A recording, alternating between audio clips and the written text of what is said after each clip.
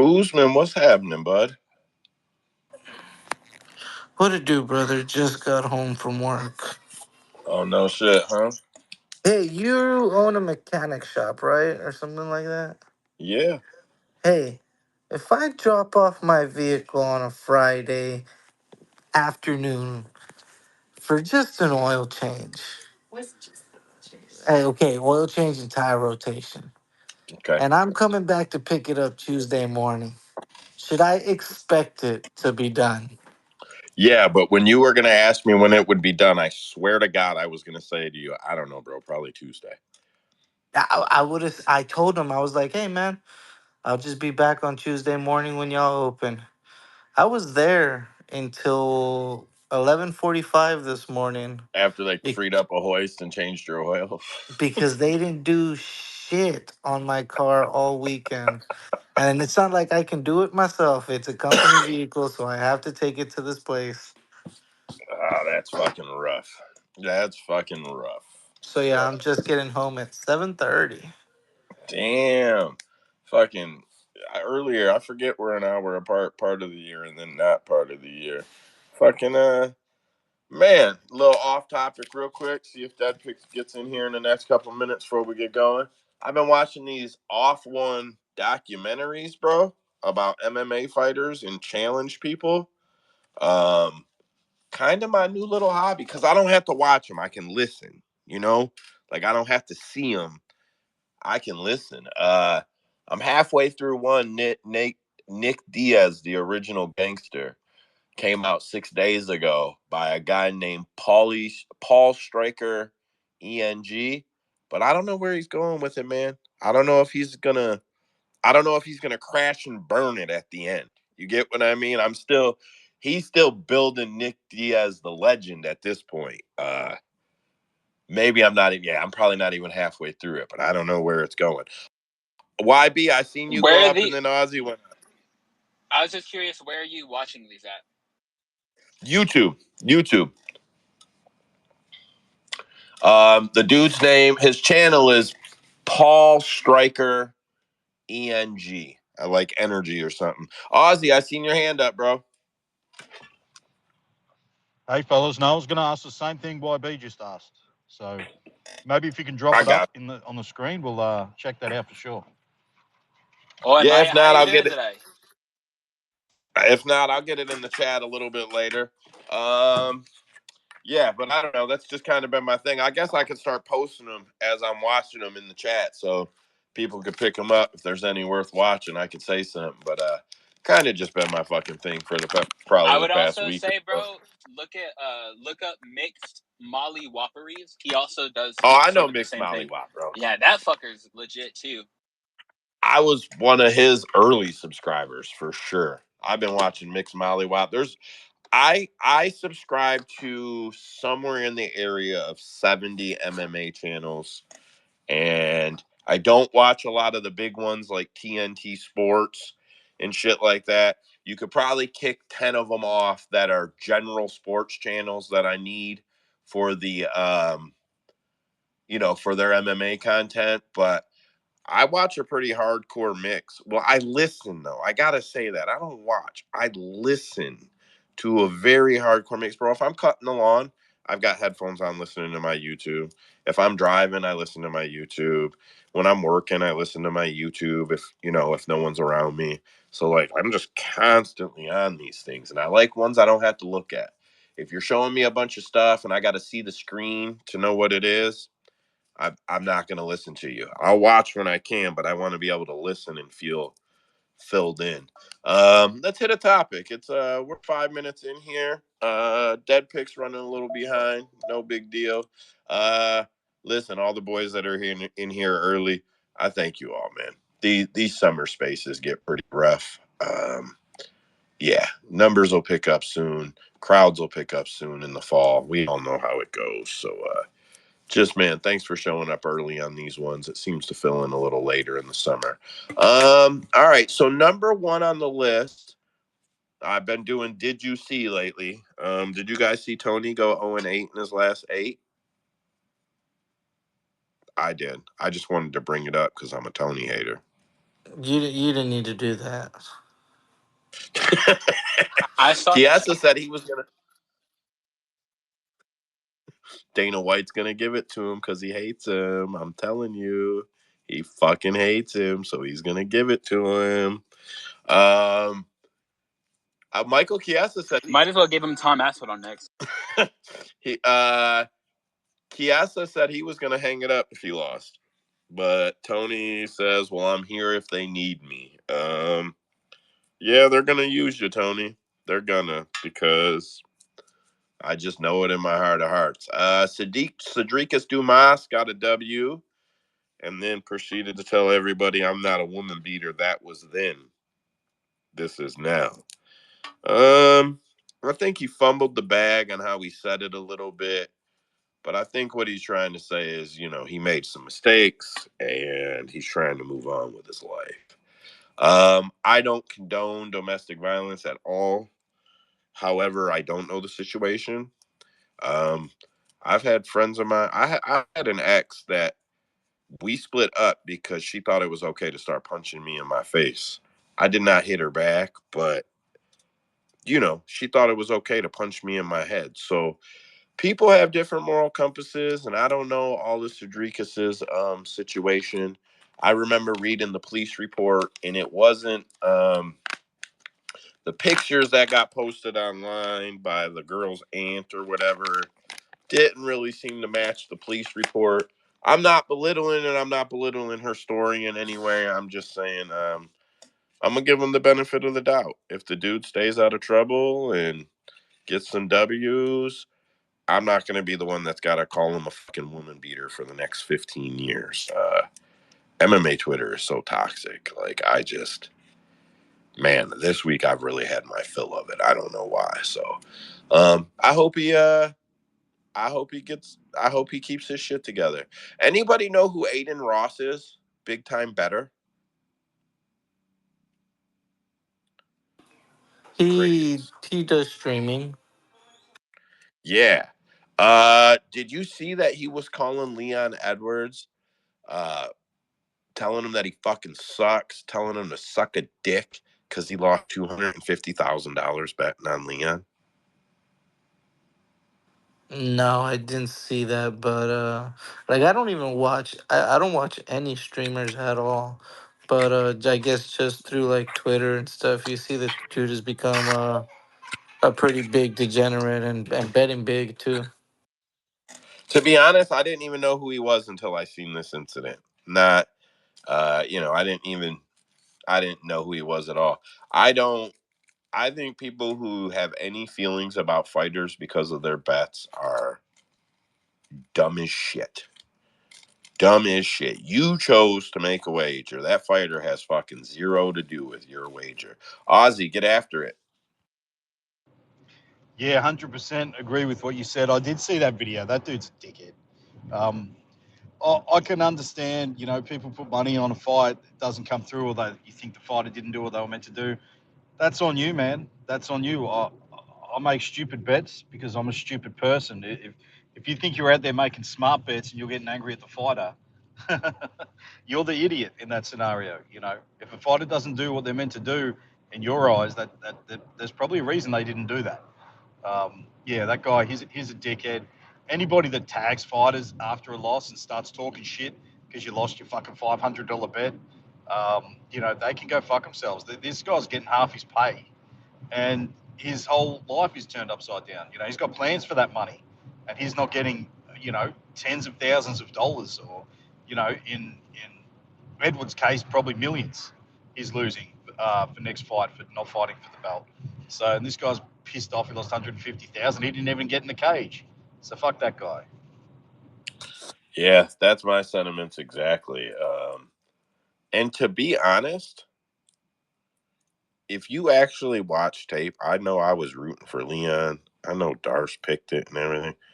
If you actually watch tape, like you were betting $250,000 on that fight, you should have known that Bilal was going to grapple him. You should have known it was going to go just how it went. It wasn't a real hard call. A lot of us who weren't betting $250,000 on the fight, we were like, yeah, Leon, he's going to fuck him up, this, that, whatever. if we had $250,000 on the line, I guarantee you anybody in our circle of people would have done tape work and came back and said, Bilal's going to fuck him up. So fuck that guy is how I feel. YB? I feel like we've probably spent enough minutes now hating on Aiden Ross. I just want to let you guys know, that dude's like legit half of a retard, and was losing millions of dollars on roulette. Also, had a lean addiction, so you can't really take too much of what like that. That's like that dude's mentally challenged, bro. Like, who cares what that fucking dude did or said about Leon? That dude's literally retarded. See, and hearing that makes me feel better because he was an idiot, and I don't know who Aiden Ross is before this. A couple more things referring to the card. Shara Bullet is a free agent. That snuck up on everybody, huh? Think he leaves the UFC? I'm waiting. No chance. PFL has PFL Mena now, Middle East, North Africa. He could be the fucking superstar. He'll have $1 million inside of a year. But I think the UFC probably locks him up. I don't think it's a big deal that he went into free agency. We just heard fighters talking about how they were out of their fight deal, but already got word from the UFC, hey, don't worry about it. We'll get you a fight. We'll negotiate it before you get in there. So I feel like with Shara, it's probably not a big deal.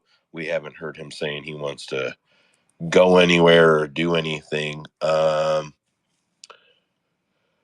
Umar said that hold on. I'm gonna stop that one for a second. Mohammed Mokaev was released by the UFC. They're not interested in re-signing him. PFL said they don't want him. Mokaev is offered to fight in the UFC for free for his next fight to get a new contract, and says they are not interested. I'm sure there's a lot more behind the scenes than we know, but Mokaev is saying that he was not negotiating with the PFL, and he thinks someone was doing it behind his back.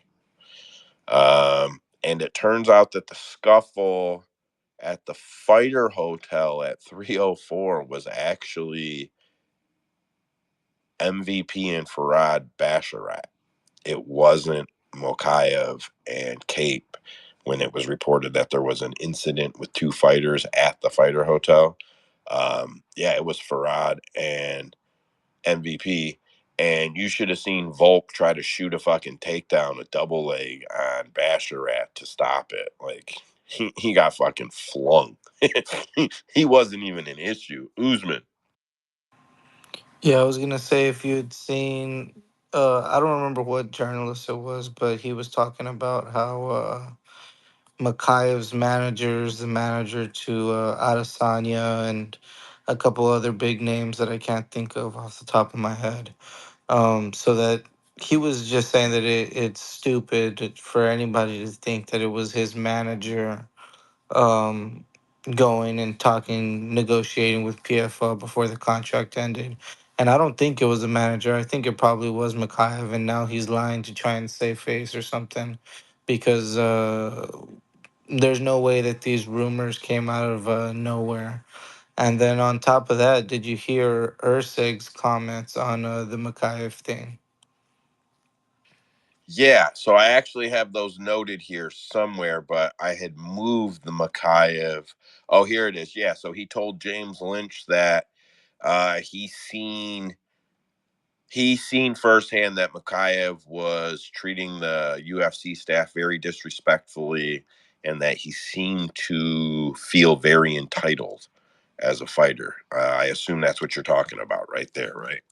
Yeah, yeah. Also, a couple of words about him also treating the food and catering staff uh, like shit as well. So, fuck him. I don't want him to get re-signed. I don't care if he fights for free. Get him out of here. Yeah, that's kind of how I feel too. And like, people bash the UFC a lot, but these people who do the small jobs, the people who probably do the food service now, the people who do the makeup, we've heard about Susie.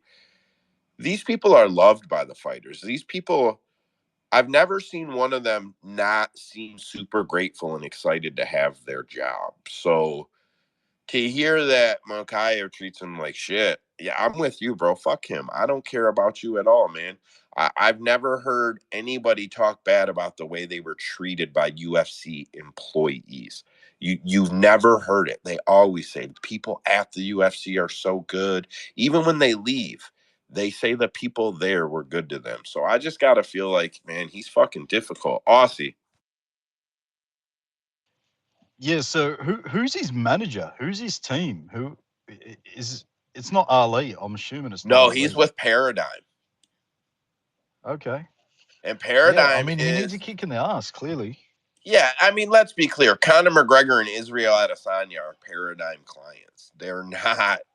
Um they're not sneaking around trying to get Mokaev a better deal from the PFL behind the UFC's back. Like they're just not. We don't have to debate that. We all know that's not going on from fucking Paradigm. It's just not. So I don't know, man. I guess fuck him. Did you guys see that Arnold Allen said he wrecked his motorcycle a week out from his last fight?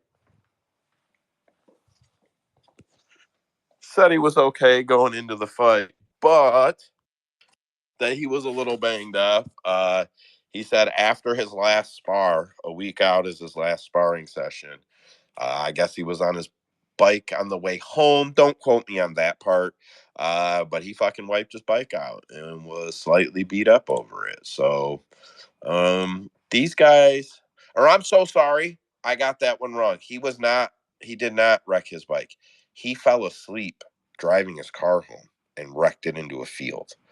There's another deal. I'm sorry about that. But he wrecked his car into a field, fell asleep driving home, and fucking off the road he went. That's shit. He said that it was at 3 a.m. and he was trying to train for time differences. Yeah, I don't know, man. I don't know how to correct that for these guys. I don't know how to fix it. Speaking of that, what's his name? The guy who works at the UFC, Dave Shaw mentioned at the post fight press conference that the Abu Dhabi cards would be held at during Abu Dhabi prime time, and then it was questioned, well, why weren't Manchester's, at Manchester's time? And he said, well, that was Dana's doing. We have all these champions from the region, and Dana wanted to make that card happen, so we had to fill the U.S. time slots, which we already kind of knew. But Shaw, he confirmed that the Abu Dhabi card will be at the time slot. I'm sorry, guys. I put my notes out of order, and I had to jump back and forth. And you guys may not believe this shit, but I do hundreds and hundreds of lines for this space, so it took me a second to move back and forth. Mike, I see you out there, bud. Sent you an invite there. What else do I got here? We already talked about Ray Sefo, said they're not signing that. Dave Shaw. Okay, so Marab and Sean O'Malley, these fucking two are really at each other. I know they do a lot of fun media stuff, but now Marab feels disrespected by Tim Welsh's comments and told Sean he wants to smack him in the mouth. And Sean said, you should do that after the fight. And Marab seems to want to go to the gym to have it out with Tim Welsh. Uh, Tim Welsh will smack the shit out of Marab Dvalishvili. There are weight classes. That's actually what Sean O'Malley said. And that's fucking real. He will beat the shit out of Marab. So I don't think that's a good look for Marab. But where I was going with that is Umar was told he gets the next title shot, and Marab says that Umar does not deserve the next title shot. He is only getting it because he's Nurmagomedov's cousin. Usman, do you think Umar deserves the next title shot? Hell fucking no. Um, I was under the impression that neither Corey nor Umar were going to get the title shot unless there was a exciting finish. You know, I've been pushing for Figgy, especially after this last performance. It's just like Khabib got his belt off of Iaquinta, who was not in top 10. Islam got his title shot off of fucking Bobby Green, who at the time wasn't in top 10. And now Umar gets one ranked win. And yeah, he was number two, but just one ranked win, and now he gets a title shot. No, no. Uh, it's cool. He's undefeated, but I don't know. Looking back at that performance, I thought that was a shit performance from Corey Sandhagen. And we still haven't seen Umar tested at all. So I guess, nah, give him another one. I say give him Peter Yan. Give him, I don't know, anybody else. Let him get one more, at least a ranked win or a top five win to get the damn title shot.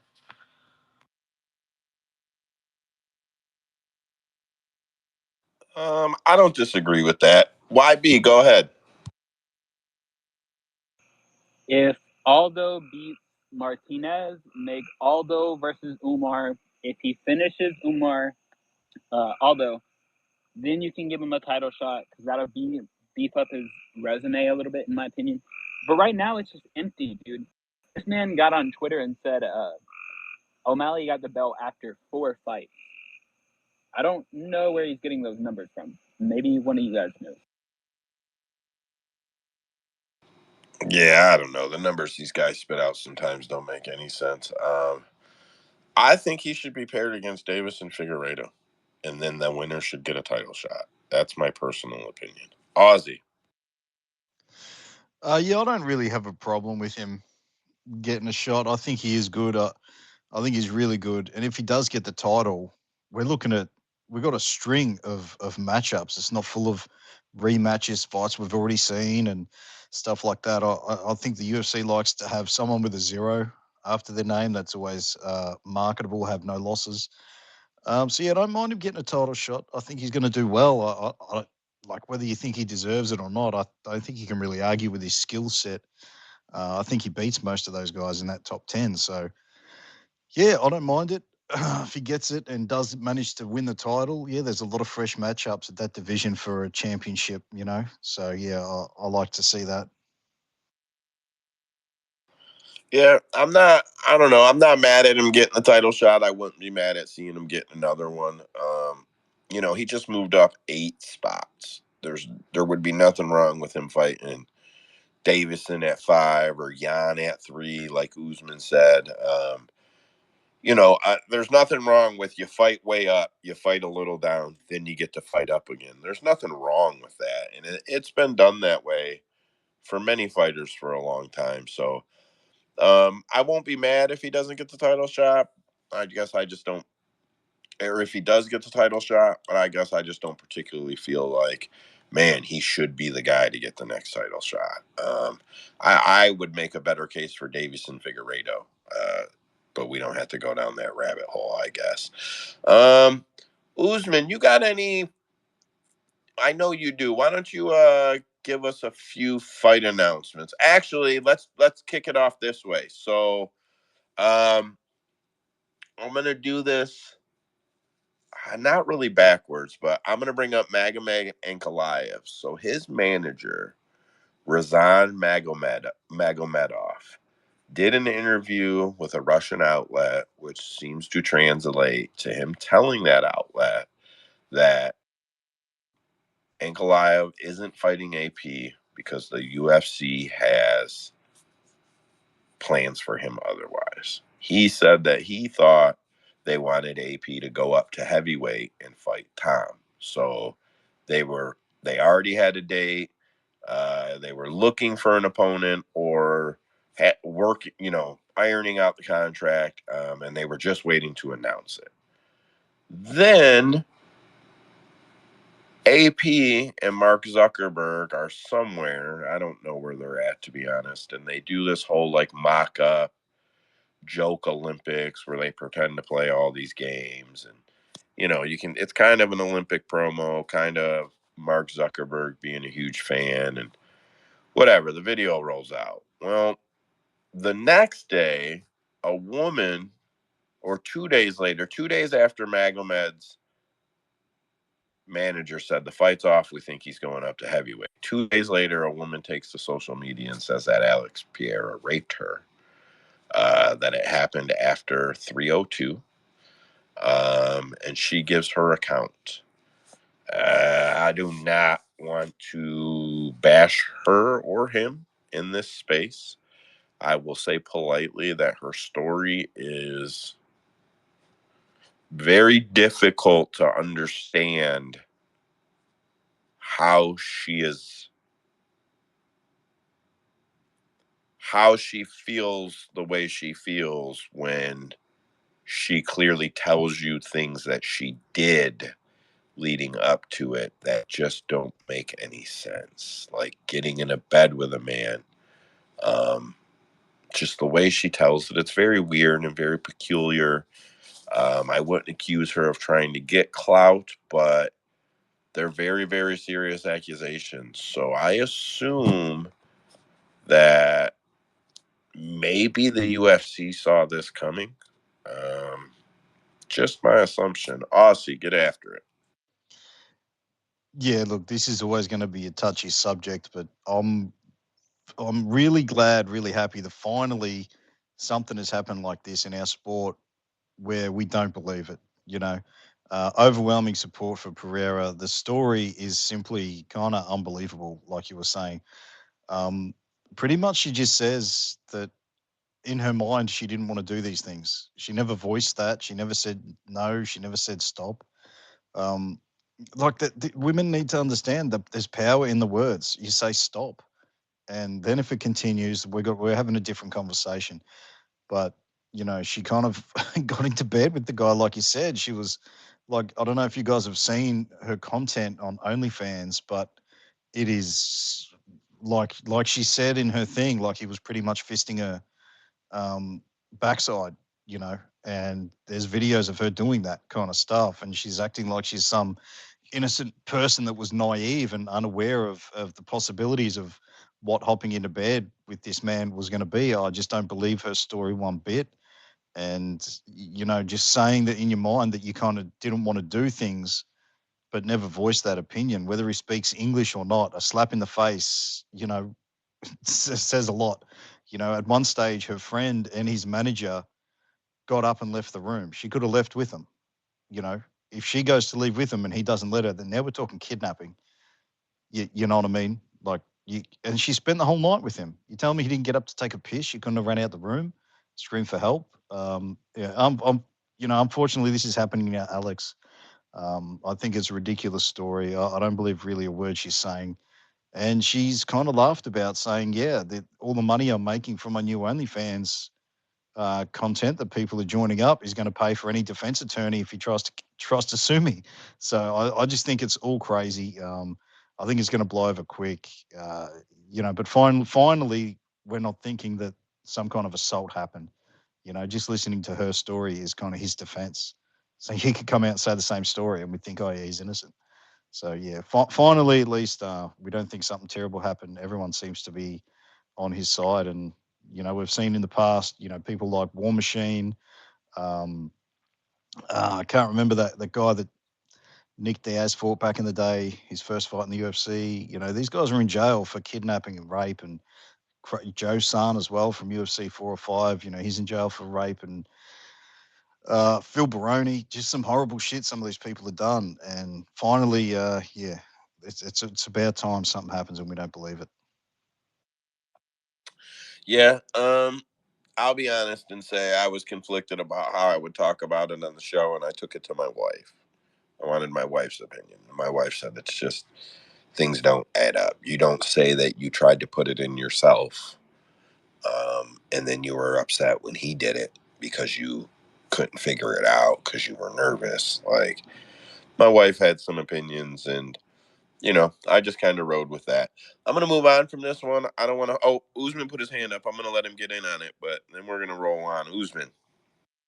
So, just a quick question, and then I'll get us out of here with some announcements pertaining Magomed Ankalaev.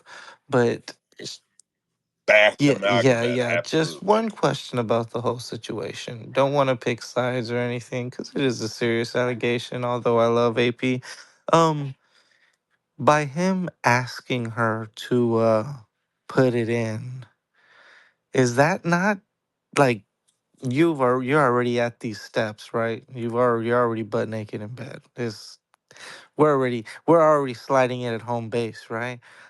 But is that not consent? That's weird. I just don't understand. But yeah, so Magomed Ankalaev will not be getting the title shot, and I don't think it has anything to do with those allegations. I think this is just a very big sign of everything that we already know. That despite there being a Dagestani and Russian push towards the title in the multiple weight classes, they do not want Magomed Ankalaev to get a belt. That they've tried potholes left and right. They're I think they're tired of it. He does have a fight lined up. UFC 308, October 26th in Abu Dhabi. Magomed Ankalaev will fight Alexander Rakic, which is cool. I feel like Rakic is another one of those guys that they probably want to get into a title shot, but he keeps on stepping in holes himself.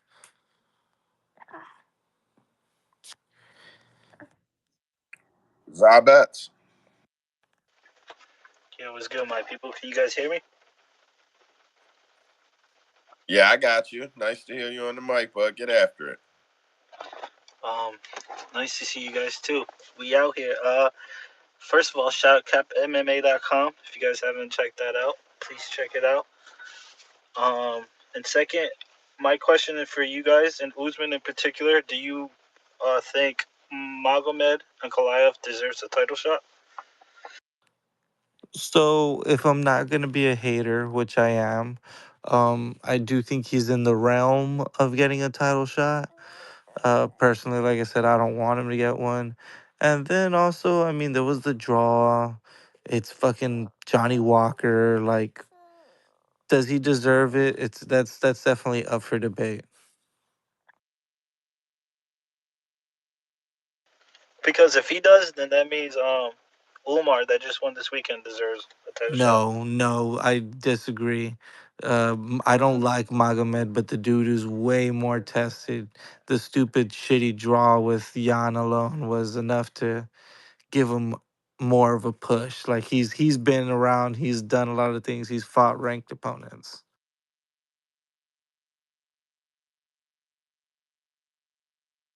Yeah, I feel like Ink's put in more time in it. I would comment that. But I would rather see Umar get a title shot, if that makes any sense, because Ink is fucking boring.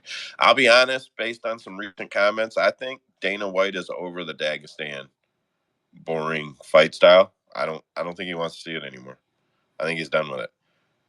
I really do. He's made some comments. He even made comments about Bilal. He's been training with Khabib, so you know he looked how Yeah, you would but expect. Bilal hasn't had a finish since like 2015. He's definitely a boring fighter. He knocked Brady out. Oh yeah, he did. It was late. All right, you're right. That was big. Usman, I seen you unmute. You want to get after that Yeah. before I Let's move just it? run through because we had quite a lot of announcements for this same card, UFC 308, October 26th, Abu Dhabi. We're gonna start from least important to most important. Marcos Rogerio de Lima versus Kennedy Nzechukwu as he makes his heavyweight debut. I'm taking fucking Marcos Rogerio de Lima. I'm not. He's gonna fucking Ah, kill him.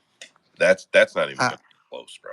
He's gonna I love me manhandle some him. Kennedy Nzechukwu, but it's crazy how a guy that's probably like 6'7" and has like an 83-inch reach probably shouldn't be at heavyweight and should stay at light heavyweight. You're fucking right. Delirio's gonna fucking. I know I say it funny, but you know what I'm trying to say. Delirio, he's gonna manhandle him. Manhandle him. That's easy cap. I don't. I'll have to watch some tape, but I don't see no reason why that won't be what that is. What else you got? Lerone Murphy is going to be taking on Dan Ige, not getting the. Sorry, my daughter's trying to get comfortable.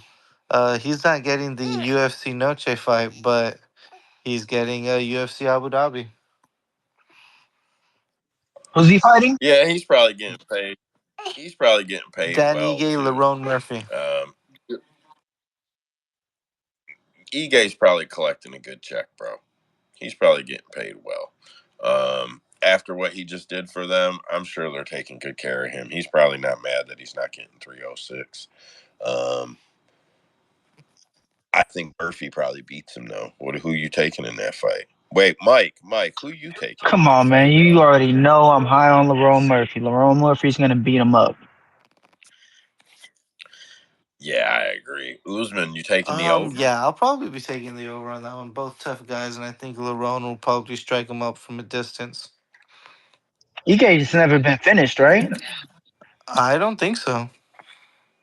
Oh yeah, then yeah, easy Yeah, I over. don't know. Another one. Has he never been? No, Go ahead. another Go one ahead. where I think an over might have some good potential. Jeff Neal will fight Rafael Dos Anjos at 170, same card. I'll be honest. That's gonna. I don't even care to see that fight. I don't even think that. I think that's gonna be boring. I think that'll be an easy over as long as that chin doesn't get cracked. Uh, Cyril Gahn versus Alexander Volkov, part two. Mike, how's that fight go? The same way the first fight went. Yeah, Nothing different. But look, you got yourself a little an easy over parlay. Three of them right there. But Volkov's I back, agree. bro. He's different now. Not against Gone, he won't be. That was all a good. right, co-main event time. You're gonna hear it all over Twitter. Co-main event You're gonna time. hear it all over Twitter. Rob Whitaker versus Khamzat Chimaev in 5 rounds. What is the overline going to be on that, and are we going to hit it? Did you see Jack Della Maddalena retweeted the fight poster of the two of them with the comment, Chimaev loves steroids? I did not see that. Like out of left field, I didn't expect that to come from JDM, bro. But he retweeted the poster and just captioned it, Chimaev loves steroids. YB. This is kind of an aside, but you saw the odds that there's literally a bet for him to show up or not show up, and he's a Oh my god, I was gonna make a joke about it. yes. Is there really? I was No, gonna make a joke it's about it. legit. He is a favorite to not show up. What's it Oh my paying? god, are you What's it fucking paying? kidding me? No, it's a bet on that whatever site posted it. Wasn't he like a minus 140 to not show up? Yeah, I saw that Yes, it was close, like minus 120, minus 140. Oh, he'll make the fight. It's in Abu Dhabi. He'll be that's why I there. bring it up. I want to bet that he does because I feel like that's free. Yeah, I think that's a good line. If DraftKings has that, I'm gonna have to take it. I think that he makes this fight for Wait, sure. was it the last Ozzy. one that was scheduled in Abu Dhabi? Saudi What was Arabia, that fight but at? same shit. Okay. No. Listen to me. Listen to me. If you're from that side of the world, that is not the same thing. It is not the same thing. Be very clear about that. We'll leave that there. But that is not the same fucking thing. Anyway, Ozzy. Yeah. I mean, this. How many times has this matchup been made? Is this the third? I don't know, but maybe Second, it's only the second. Yeah. I mean, you give him Rob another 8 weeks or whatever to prepare for this guy. Another training camp. I really liked Rob the first time around. I like it even more now. This guy, whatever his issues are, it seems whenever he's cutting weight, it seems to affect him. I can tell you right now that happens with Staff. Staff sometimes doesn't even leave your bloodstream. And then when you go through something intense like a weight cut, it just comes back. So yeah, fingers crossed he makes the walk this time. And I mean, it's a really relevant fight for the division. I mean, we got kind of five or six guys floating around right now. This division is exciting. Um, I mean, if he can get past Rob, he's getting a title shot. He's one win away from getting a shot. And I don't know what Strickland's doing. He's sitting out waiting for his shot. We've seen people get overtaken before. And Kianzad is a fresh face. You know, everyone else has kind of had their shot at the title. This is his comeuppance if he manages to get past Rob. Bet the over on this. I like Rob 4-5 or decision. But in those first two rounds, you know, he's going to put Rob in some positions, man. He's going to have his opportunities. So, yeah, one of the fights I'm been looking forward to for a long time, and hopefully it comes to fruition. One more question: if Whitaker pulls out, is it a push that bet, or is the bet whether or not the fight takes place? It's on Kamzat Chimaev showing up, so I don't know. I would assume that's a push. Okay, fair enough. That is a good question. Mike, who wins that fight?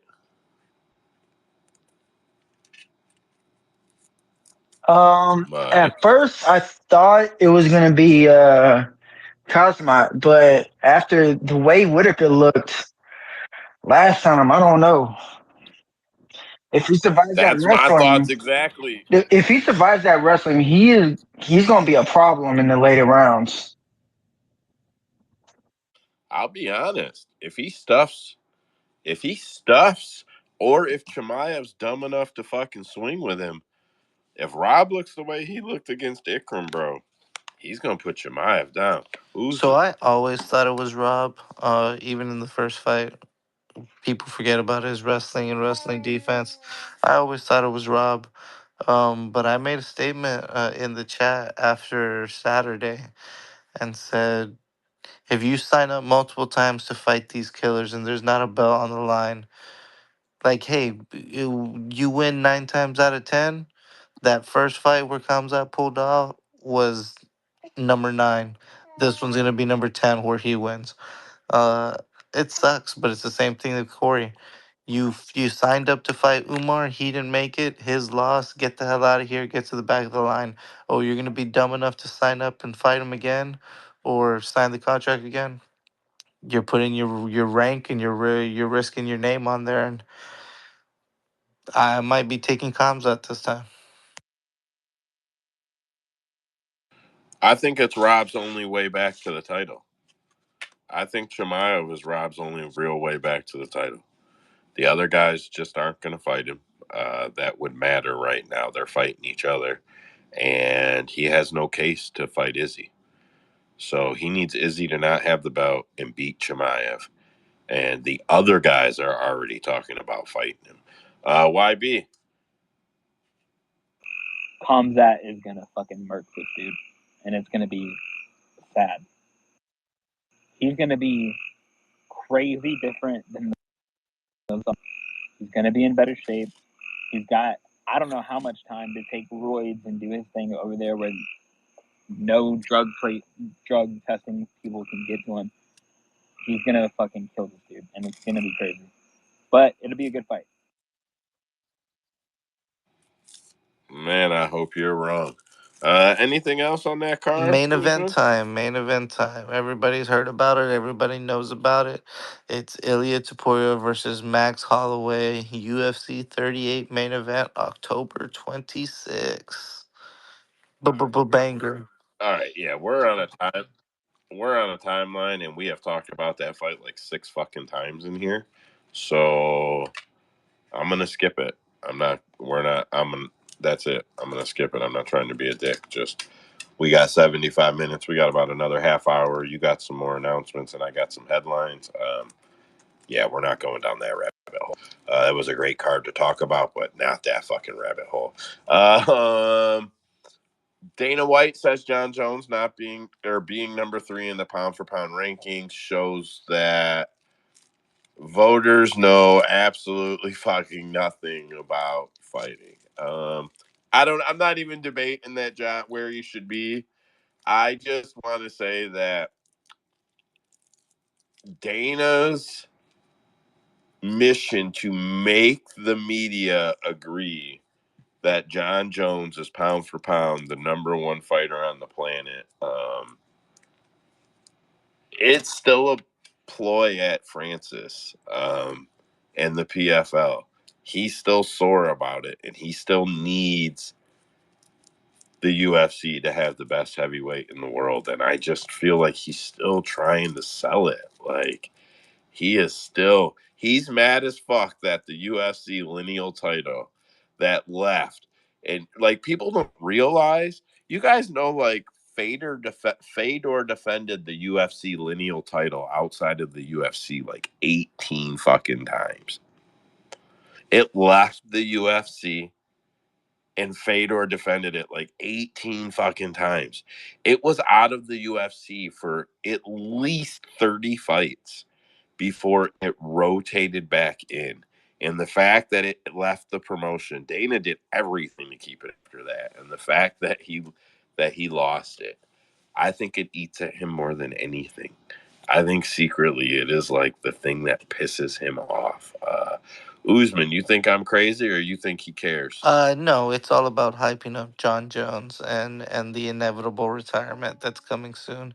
To be honest, I don't give a damn anymore. Like, for those that have been around for quite a while, we used to hear him shit on John Jones like 5, 6 years ago. Now he's, as the kids say, he's glazing and he's doing tricks on it, and it's I don't care. I don't care. Yeah, Dana's looking he's looking pretty silly over it, in my opinion. He needs to just stop talking about it.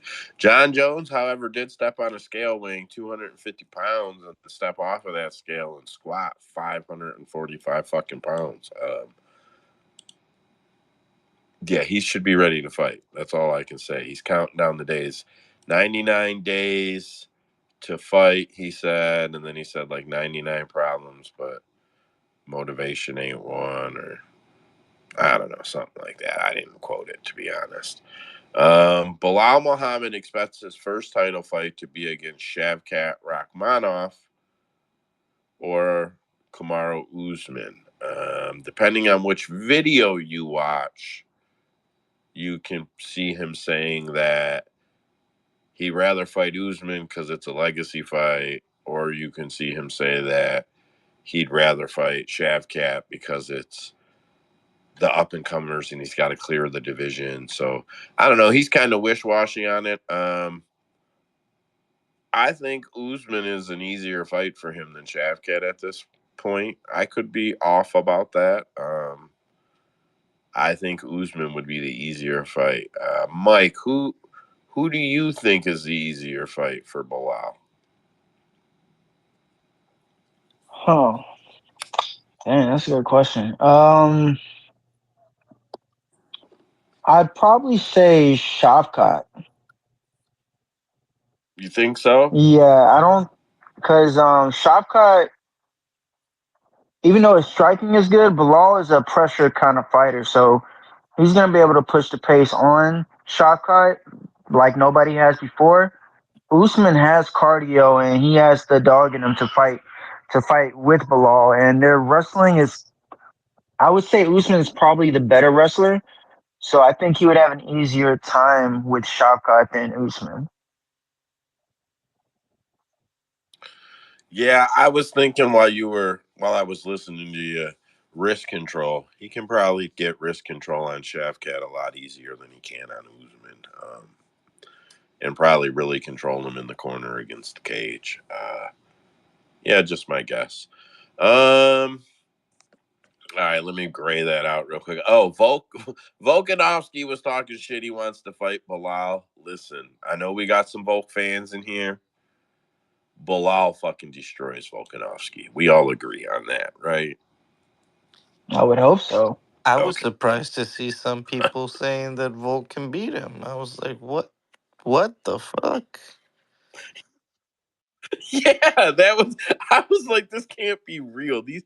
I didn't even reply. I'm like, these people are dumb. Like, there's no way he would pick Volkanovski up over his head 27 times in 5 rounds and fucking slam him repeatedly. God, that would go so bad for him. Whatever. UFC bantamweight Raymond Ramon Tavares was nearly killed in a drive-by shooting at his mother's home in Florida. Did you guys see it? I did not. I saw somebody write something about it, but I didn't see the shooting or anything. So I'll be honest, man. Nobody had wrote nothing about it, and I seen it. I seen a post that he made, um, and I was like, "Ooh, this will be fun to report." And then it kind of went over, but I didn't see too many people post the video.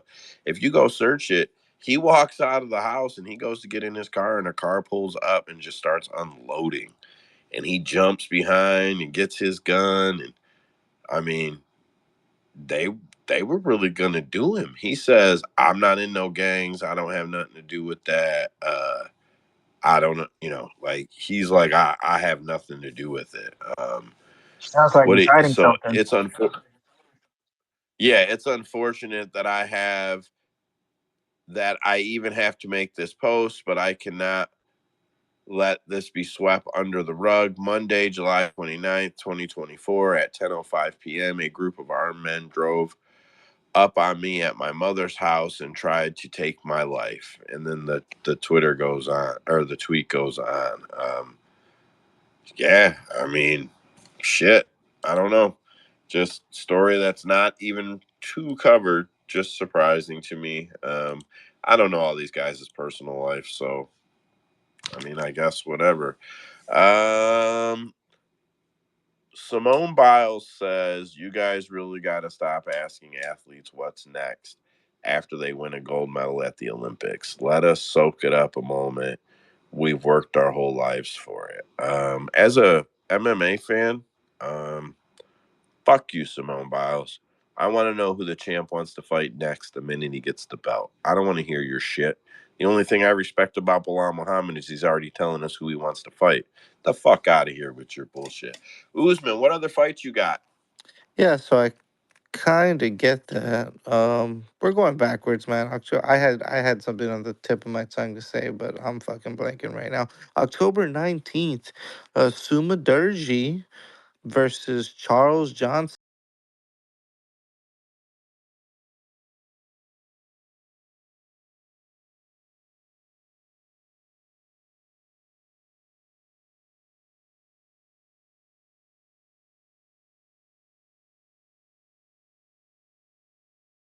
And the energy is coming back again. I think this is going to be his fourth fight this year. Yeah, I was gonna say this man is making paychecks right now. I'm happier for that. I'm happier for that about him than it for him. Happier about that for him than anything else. He is fucking cashing checks right now. And it seems like this is going to be a fight that's going to be on the tip of the rankings. Like he wins this one, he's getting a ranked opponent next. And I think he can win that one with a couple of takedowns. Mike, you think Energy can beat Sumadarji? Sue Mudarji? No, Yeah. not at all. Sue Mudarji is really good at range. He's gonna have to work hard for that striking, and he's not gonna wrestle him. Yeah, I won't count on the wrestling, but I think if he does go for a couple of takedowns, he can win that fight. But is he going to? I won't count on it. And that's what I'm saying. If it's a striking fight, Sumu Darji is gonna. Oh, yeah, it's gonna be bad, man. I think he can knock him out. You think he can knock out Charles Johnson? Yeah, come on, man. You've seen Sumu Darji fight. You see how good and accurate his strikes are. He makes them count. Matt Snell, I'm survived. I'm. I was so shocked he survived that beatdown that he was on the receiving end of. But even Matt Snell, a striker, had to go to the wrestling to get to beat him. To beat him. If Charles Johnson strikes with him, it's gonna be bad. That wrestling did start with the hands, though. He did rock him a little bit. I guess you're right, but man, I don't know. Sorry, we'll move on to another exciting fight for that card.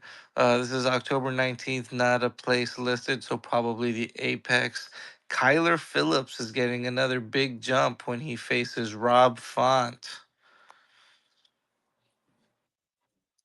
Oh, Kyler Phillips is getting beat the fuck up. I think that's a good over though. Yeah, it probably is over 1.5. I probably wouldn't take the 2.5. Mike, early look, early look.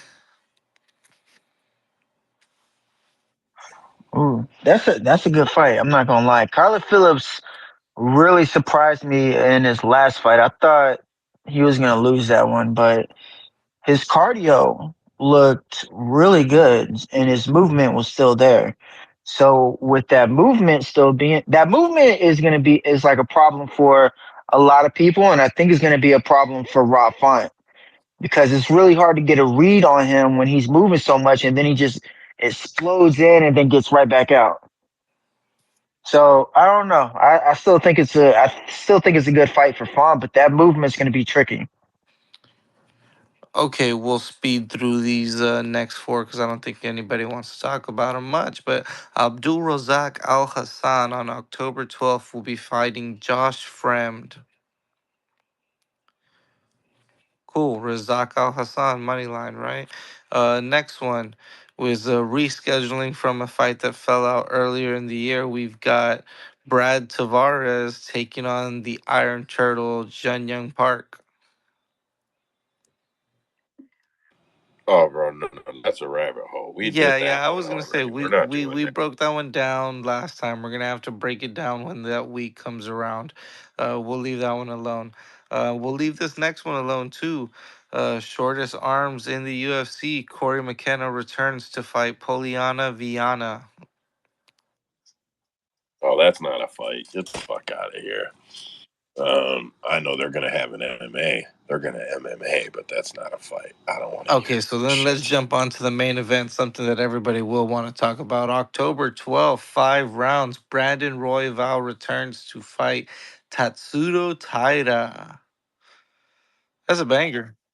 All right, if Tyra beats Royval, I will notch him up because you guys know how little I like Tyra. I will notch him up if if he beats Oh, Brandon Royval. He's That's going to all beat I gotta say. you'll Royval. have no choice if he beats Royval. He's getting a title shot. Damn, you think he goes to a title if he beats Oh yeah, Royval? it's time. It's time. Ugh, Bro, I don't that's know about that. I insane. don't want to see him get beat up by Pantoja right now. I mean, I don't want to see him. Like there's nowhere else to go after that. I do. Wait, you got me tricked, Mike. I do. Yeah. I hope he beats Royval. I hope he beats Royval and then gets a shot at Pantoja. I hope that happens. I'm very excited about that. I've been waiting to fade Tyra's punk ass. I ain't trusting Royval, but I've been waiting to That see would that. be the fight to just bet against him is Pantoja. He's not beating Pantoja, but Royval, that I think that's going to be a good fight for him. Tyra is number 5 right now. Royval is number 1. Like there's nowhere else to go if he beats Royval. Wait, Royval is number one? Ro- Who did? Oh, he beat Moreno. I forgot. Okay. Damn, that's crazy. They're gonna put him in a fucking title shot. He's hot over there right now. If you post some shit on Tatsuro Taira on YouTube and it hits 1,000 views and it has his likeness in UFC gear, you will get flagged by Mola Media. He's hot for them right now, and they will flag the fuck out of you. They're not having it. He's a star. We may not see it, but he's a star. He's a I think star. it's just you that don't see it.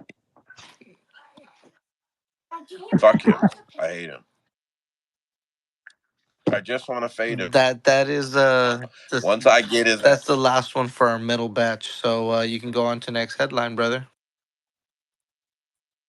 sweet. Raquel Pennington is defending her title against UFC or defending her UFC bantamweight title at UFC 307 against Juliana Pena in Salt Lake City. Kayla Harrison will also be on that card to fight Caitlin Vieira.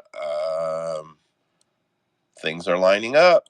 Kayla Harrison, Juliana Pena will be a 2024 fight, in my opinion. Amanda Nunes returns in 2025. You think she returns before or after June, Usman? After. Shoot, I don't know. I mean, it'd be smart for her to return in December and just cut the line. But geez, she's older. She's 35, gonna be 36 by the time that comes around. Better be quick. Yeah, I think she makes Kayla sit though for at least 6 to 8 months before the fight goes down. Do you think she wins? I doubt. I don't know. I'll have to see Amanda's footage leading up. It'll be very dependent on what Amanda looks like, in my opinion. It's too hard. I don't know if she's been training. I don't follow her on socials, where I see her posting anything like in a gym or anything. So like, I'm really gonna have to see Amanda. I'm gonna have to see her. If she looks out of shape, if she doesn't look like she has stayed in good shape, I'm probably gonna take Kayla. I'm being honest. Amanda is the better Amanda is the better fighter in peak shape, but Kayla Harrison is the better fighter if Amanda in peak shape if Amanda is not. Is would be my take on that fight. So yeah, I don't know. That's a hard one. Elon Musk agrees to fight the Venezuela president Nicolas Maduro. Zuckerberg made the best comment when he said, "We're doing this again." I don't even fucking like Zuckerberg, but I liked him for that comment. What else do we got here? John Bones Jones doesn't get credit. He's always credited for being a dickhead, which he kind of is. But he does do this thing called CARE, and they hand out backpacks and do all types of shit for the community. And this is their 5th year doing a backpack drive. They give away thousands of backpacks. Pretty cool. Just shout out. John always gets shit on, and I'm a John fan. Conor McGregor avoided going to jail and was given a 2-year driving ban in Ireland for an incident that was in 2000 and I didn't note the year, guys. I want to say 22, October 2022 was the incident. He was basically reckless driving, and it caught up to him, so they banned him from the roads for 2 years. He was driving on a suspended license without proof of insurance, but he got all of that taken care of in the meantime. Connor also debuted as a gay biker at Sturgis this weekend. If nobody's seen it, he was in fucking chaps. I swear, it was fucking bad, guys. If you didn't see it, go check Michael Chandler's page. He's fucking clowning him. Yeah, Connor's wearing the leather vest with nothing under it and shit. And then, if you can find the video,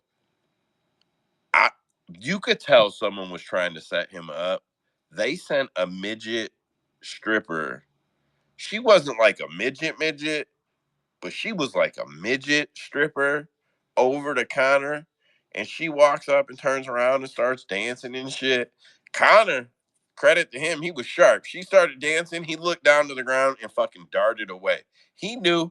He knew what was coming. She fucking turned around like, where the fuck did he go? He was gone so fast she didn't even see it coming. But he was also on Twitter tweeting a bunch of anti-Trump shit because Trump said that Khabib was his favorite fighter.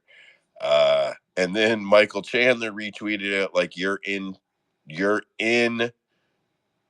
Trump country right now or some shit. And Connor deleted all of his fucking posts. I'm like, I was gonna make a meme that when he was looking down at his phone and walked away is when he deleted the post. Yeah, he was definitely out of his element there. He looked silly. But BKFC did an event at the Sturgis Bike Week. So to be fair, he was just there for the BKFC event, I guess. Aussie. Hmm. Yeah, that was an amazing breakdown of Connor's weekend, man. I did see the video, and that I guess we'll call her a little person. She was very aware of the camera and where it was, and yeah, she came and danced with Connor, and yeah, it was a pretty good laugh. It was a pretty good laugh, but yeah, she knew exactly what she was doing right in that camera spot. That was amazing. Yeah, his exit and she turned around and then like spun around trying to figure out where he went. It was uh it was classic Is fucking this guy? TV for me. Is this guy ever coming back, Joe? Is he just living his best life from now on, or is he actually going to get in the cage? So I think he just wants out of his UFC contract. Yeah, fair enough. I think Connor just wants out of his contract. I really think he wants to be KFC. I think he wants to make that like the Conor McGregor fight promotion for a couple years. I really, really think he wants to do it. I think Tony Ferguson gets to fight him over there. I think he takes the Jake Paul route and beats up a bunch of washed up MMA guys in BKFC. I really do. You reckon they're ever getting him out of that contract though? He's ever? I'm sure he's got him. Oh, he's almost done. Is he really? He's almost done, and they have no right to re-sign him. Yeah, I guess if he doesn't have a belt, they can't automatically re-sign him, can they? Yeah, Mm. no, it's already been talked about. It was talked about a couple times and brought up. Um, because the UFC got accused of delaying the Chandler fight, trying to keep Conor in his contract, and Dana came out and then Conor admitted it. Like, yeah, they haven't even approached me about my contract. They don't care. Mm. So I don't know. I don't think Conor signs with the. I thought Conor would sign like a lifetime contract with the UFC at the end, 10 fights when he was all washed up. But I don't now. I think he boxes Nate Diaz. I think he BKFCs at least 3 or 4 washed up MMA fighters. I think that's what Conor McGregor wants to do. I think he's chomping at the bit to do it. I think he can cheat with some steroids a little bit, and he knows it. Yeah, that's what I think of Conor McGregor. I'm not whatever. It just is. Fuck him. Um. So Nick Diaz is on OnlyFans now. In case you guys want to go over there and sign up. I don't know what the fuck he's doing over there on OnlyFans. He looked like you're recovered. I only do meth on the third weekend of the month. I hit Usman with that one. Uncle telling you to join his OnlyFans. It was fucking weird. Yeah, it was fucking weird. Ozzy, I seen your hand up. Get after it. Yeah, I seen that. That was pretty funny too. I guess he's just going to be doing instructional videos and nunchucks and shit, smoking fat bongs and swimming laps. Yeah, it's kind of funny that I guess someone might pay to watch that shit. I don't know, but yeah, he said he's got a fight announcement coming up too soon on that same video. So we'll see what happens with that. Yeah. I don't know. I was laughing a little bit. He's just so awkward, is why I was laughing. I was gonna talk about Patty wants to fight Moicano, Moicano wants to fight him, but then there's BSD, and that's too big of a fucking slope for right now. I got a couple of subjects, and then Usman will have a few fights for right when we're done with the card. I'll blow through these. So Hamdi Abdullah Hawad is suspended for the third time since his UFC debut. He's serving a 2-year ban right now. Still has the shit in the system. They added 6 months. Nobody knows who you are. You've been suspended 3 times for doping.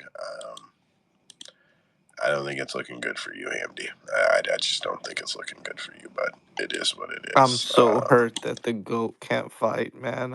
I'll miss you, Hamdi. Yeah, he was really hitting it home with fucking fans, wasn't he? All right. Get that one off the list here. I'll close these out. So I thought it would be 18,000. I was pretty hard on that number. Jedi Goodman, credit to him. posted that the latest pay-per-view numbers from Diaz versus Masvidal's boxing match on television pay-per-view would be 9,500 buys. And you'd estimate it to work out around 30,000, around 30K. For Jake Paul versus Mike Perry, 7,500, and you'd work that out to be about 25,000. I believe that means, like, if you took all of the other streaming services, that's probably where it would land. But we're days out from this one and 26 days from the other one. So Paul versus Perry should end up being the larger of the two. Neither one of them worth fucking doing. That's the moral of the story. Nobody sells pay-per-views except for the top of boxing and the UFC. That's the moral of the fucking story. We've already beat this subject to death. But like, this solidifies everything we've talked about in here for weeks and weeks and weeks and weeks. That the man who promised Nate Diaz all them fucking millions of dollars, he already paid Nate $1 million. We know he gave Jorge at least 300 grand. We know he paid out another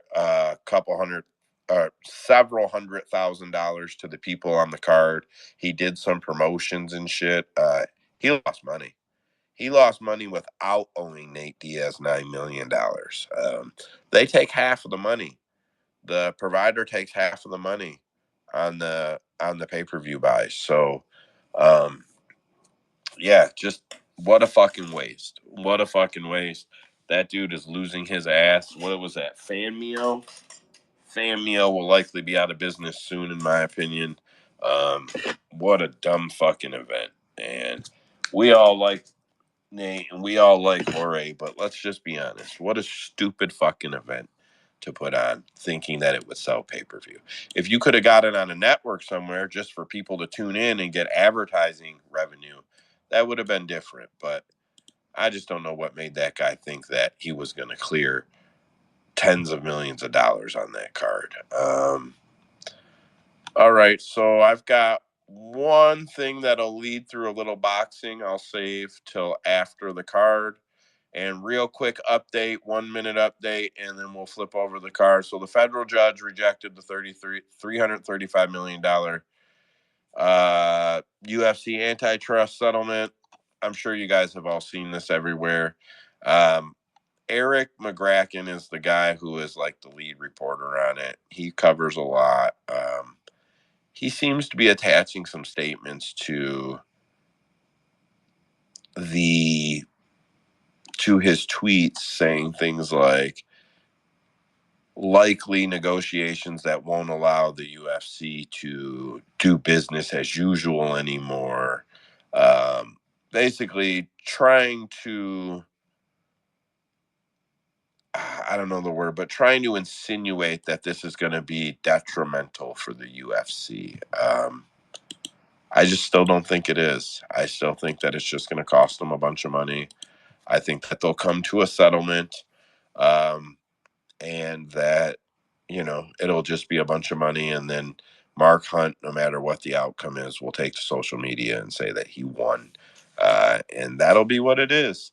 The UFC released a statement just saying they don't agree with the whole thing. And Dana White, some people are making it out to be a bombshell. He told Kevin Iole that he went to high school and Lorenzo went to high school with the judge, and he feels like it's personal. Bro, it's been 10 years. You haven't had an issue with this guy being the judge in 10 fucking years. And now that he didn't take the negotiation, which, let's be honest, it was like fucking 10 or 20% of what they were originally offered. Like, it wasn't a real offer. The UFC offered no way saying, well, we'll just change this and change this on paper the way we do this and do this. There was none of that. It was a cash offer. They were going to run with it because the lawyers were getting a ton of money. One of the first notes I remember hearing about is the judge noting how much money the lawyers were getting. They were getting like 100 million fucking dollars. It was insane out of 335 million. So I do think that the UFC settles. My guess, I'm no genius. My guess is they settle around $800 million, and we see 2 to 4 changes in fighter stipulations. But this is not going to be the Ali Act. This is not going to be the undoing of MMA. They will pay their way out of it. I guess that's how I'll say it. And the bullshit is they built the sport. They're the only ones in the sport. Their biggest competitor doesn't even use sanctioned rules. Even using sanctioned referees is a total pony show because it's a tournament and they make up all their own fucking rules. Meanwhile, the UFC needs to be destructed for some reason. I'm a fan of the sport, and the UFC is the only thing that's been solid for us. Um, yeah, I don't want it to come apart. I don't care if Dana White retires. I don't give a fuck about all these people. I watch this shit all the time. And I don't, as a fan, I don't want it to come apart. Nobody else is going to do it this way. We've seen promotions come and go. This is as good as it's going to get for us. People, I'm 40 years old. I'm 43. If you're between 25 and fucking 45, this is as good as it's going to get for us. And if they undo it, if you're a huge fan, it's just a big fucking blow to what we get to do. Usman, close this out and we'll go over to the card. So, just a quick question. I was under the impression that this was a new judge, not the judge that they've been dealing with this whole time.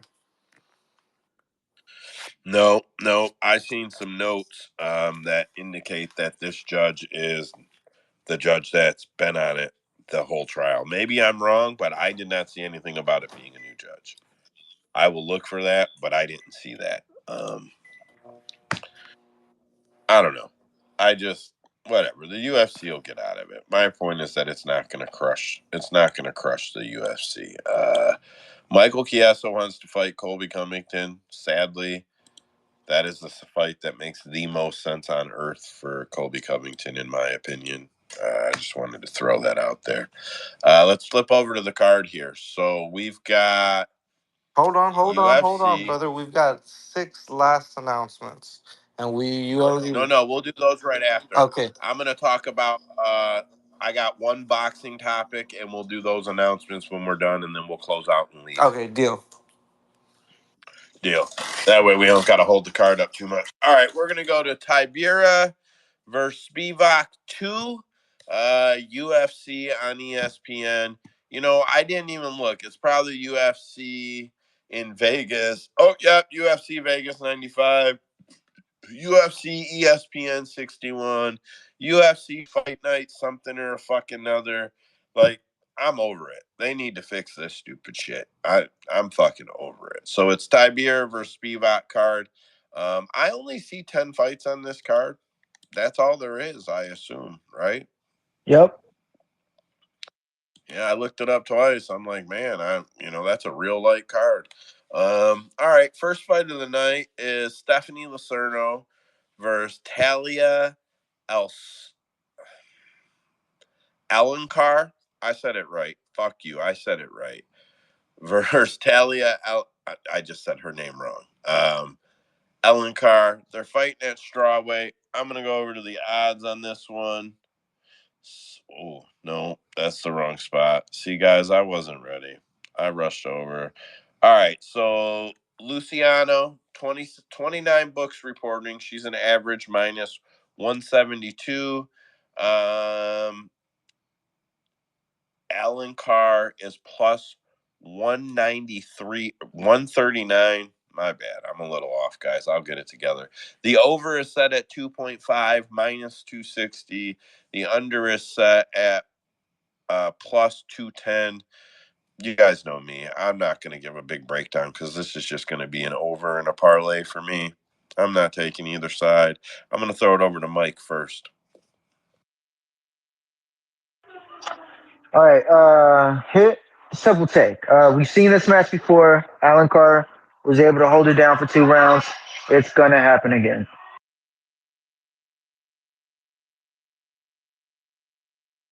But over. Decision, right? Yeah, it's going to a decision. Absolutely. Usman, how's the split look?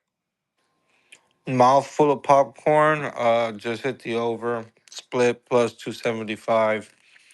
Everything says just hit the over, so we just hitting the over.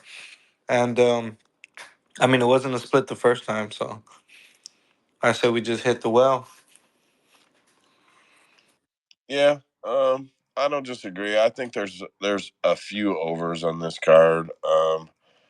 I actually don't think this card is going to be real exciting, to be completely honest. I don't see any hands up, and that's how we do it around here. Everybody's got their own system. I like to blow through the card if the hands are not up, so we're going to move on. Next fight on the card is Jarno Errens versus Youssef Zalal, 32 books. Zalal is a minus 435. Um, Errens is a plus 313. The over is set at 2.5, minus 220 for the over. Under is plus 180. This is another overplay for me in a parlay for sure. But I'll be honest, I don't think I would play this fight any other way. I know that there's a big line on Zalal, but man, I don't see the level out of him. I can't. I guess my problem is the line is where it's at. If it was minus 205, I wouldn't be saying what I'm saying. But minus 487 some places, like, that's not fucking playable. Usman, what are you doing on this fight? So we're going over. I do think it's a little risky though because I think Zalal can get it to the ground early and get the submission. But I get where you're coming from on that money line price of Yusuf Zalal. I just think he's going to be a better fighter everywhere. So if he does get that first round submission, or are you going to be mad that you took a minus 400 on a parlay that was a sure hit? I'm just not too high on Charno. Give it a mic. Yeah, I'm not high on him either. Zalal's striking, timing, and placement is going to be a big problem because Jarno doesn't really set up shots. He's an aggressive fighter that believes in his power. He's going to run into some shots with Zalal, and even if he does land some, Zalal is a way better grappler. He'll take him down and submit him. So I took Zalal money line and parlayed that with the women's fight over 2.5. Easy. Yeah, I mean that's definitely a good play. Two, you said you took two legs on it, Yeah, two just the legs. two of Yeah, them. not the women's fight we just discussed. It's the other one that's going down. So I got those two in a parlay. Man, well, I think you could add the women's fight we just discussed, and yeah. All right, Usman, what are you? Never mind. I already threw you this fight, right? Yes, sir. All right, my bad. I was flipping through pages. Finally got my odds board split screen with another odds board so that I can bring up tail of the tape and shit. I usually already got it set up. I was a little fumbled the bag today. Up next is it Jhonata? Do I say it right? Do I say it right?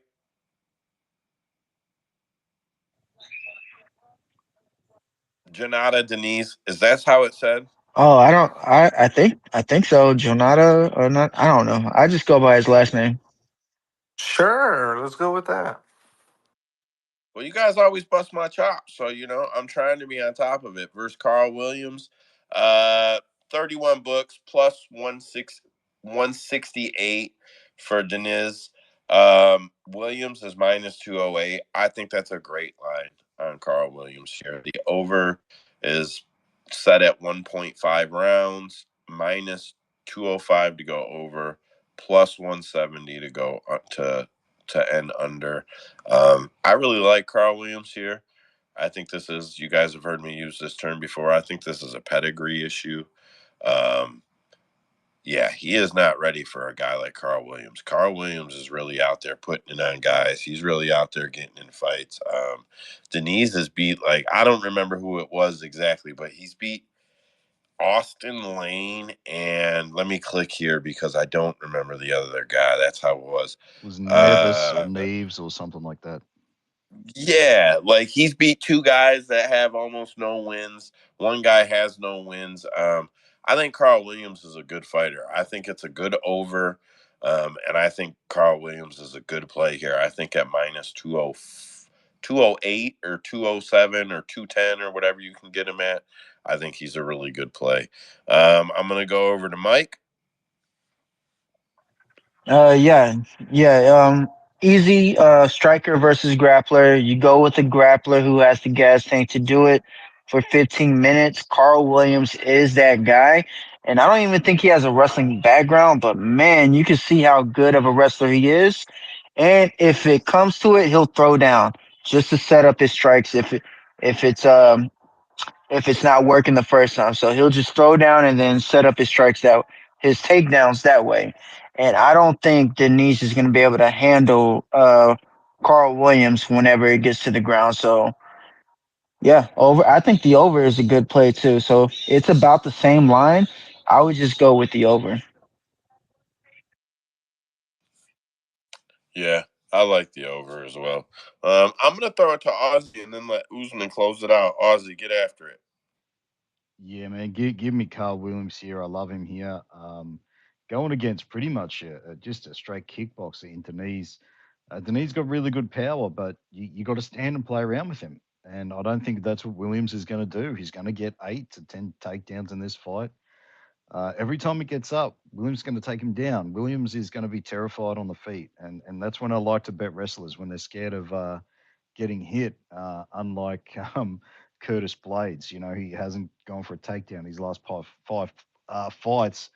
Um, Carl Williams is not that guy. He is going to go for takedowns. He is scared of stand-up exchanges, and he's really good at getting the fight to the ground. He's not the best at holding it there. He's not the best at getting a dominant position, but you seen Austin Lane got him down. He even mounted him um, in that fight. He had no, he wasn't really trying to get up. He had no desire to give up a bad position to get to his feet. I imagine he just gets tapped out in training all the time. He just thought he'd lose the fight lose the round instead of the fight. Came back in round 2 and won. But Carl Williams is going to take him down again in the second round. We've seen against Tafa in his last fight, man. He gets hit, he gets wobbled. He's not playing around on the feet. He's going to go for takedowns. The over is great. Williams' decision is great. Can't blame anyone for taking Diniz if you think he can get a knockout. It's going to be on the feet each round until he gets taken down. So yeah, I can't blame you. But I think at these odds, it's favourite or pass, and probably by a mile. Yeah, I'm playing Karl. I think it's a good play. Usman. Everything y'all have said, I'm playing Karl, I'm playing over. The only thing that I'll do different is I'm gonna reach into my Australian bag and try to take from some of the tips that Aussie has taught me. And are they highly to happen? Probably not. But you're gonna get somebody as shit as Jonte Diniz on the ground who's letting Austin Lane get a full mount. Carl Williams has got to make a name for himself at some point, and I know he has a good record in the UFC. But Carl Williams submission plus 700. Carl Williams knockout only plus 375. I think all these lines are kind of pretty fishy. Um, so yeah, over 1.5. Carl Williams, and then I'll probably just hit Carl Williams inside the distance just for a little funsies, because hey, he's got to get a finish eventually, right? Yeah, I don't think Yeah. Diniz has been over 6 minutes in any of his fights, has he? 6 or 7 minutes. So yeah, come that third round, all that takedown and getting back up, he could be absolutely exhausted. So yeah, I could see a finish as well. Man, that's a good call, boys. I like that one. Um, I do. All right. Yay. Carol Rosa, Pannie can say her last name for me. Kianzad. I can't say it, man. If you say it, I still can't fucking say it. Kianzad. Kianzad. That. So Pannie versus Carol Rosa, right? That's what we're going with because that's how I'm going to do it. Pannie is so it's 31 books. Pannie is plus 163. Karol Rosa minus 204. Those are the averages. Yeah, I mean, I guess Karol Rosa is the side, but that's a degenerate bet in my opinion. Just take the over. That's it. In my opinion, taking a side in this fight is a degenerate bet. These women are not top level. This is the equivalent of low level men's heavyweight. Like it's one of those type deals. Like just take the fucking over, man. It's 135 low level. It's going over. Usman. Hands full right now. Yeah, I don't think anybody should need to tape this fight, man. We all know Pannie. We all know Karol Rosa. We all know that this is going to be an over hug fest. We know Pannie's going to be the one putting up the pressure, trying to go for takedowns. I'm on Pannie because I like her. I always support tough. She is, like I said, she's going to be the aggressor. I do think Karol can reverse up against the fence and probably get some control time herself there. But I'm on Pannie just because of the number.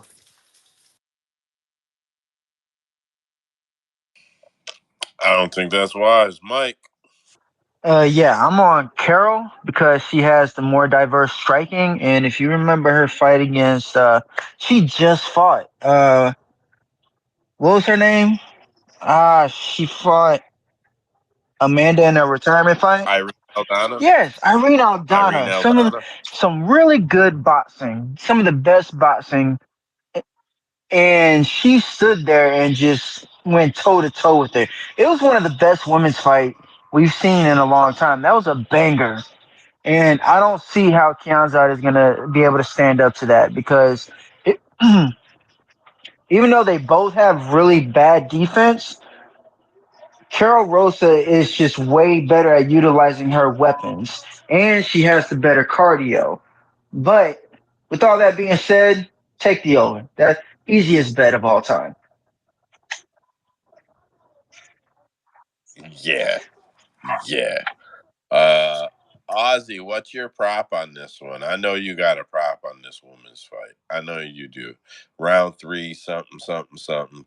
Give it to me. What is it? No, I'm doing all three women's fights and in split, and I'll pick the dog in each fight to win by split as well.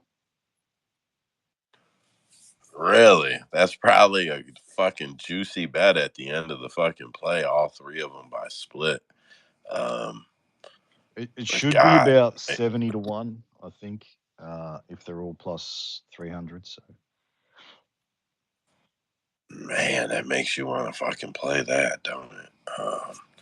See, bro, degenerate fucking gambler you are over here,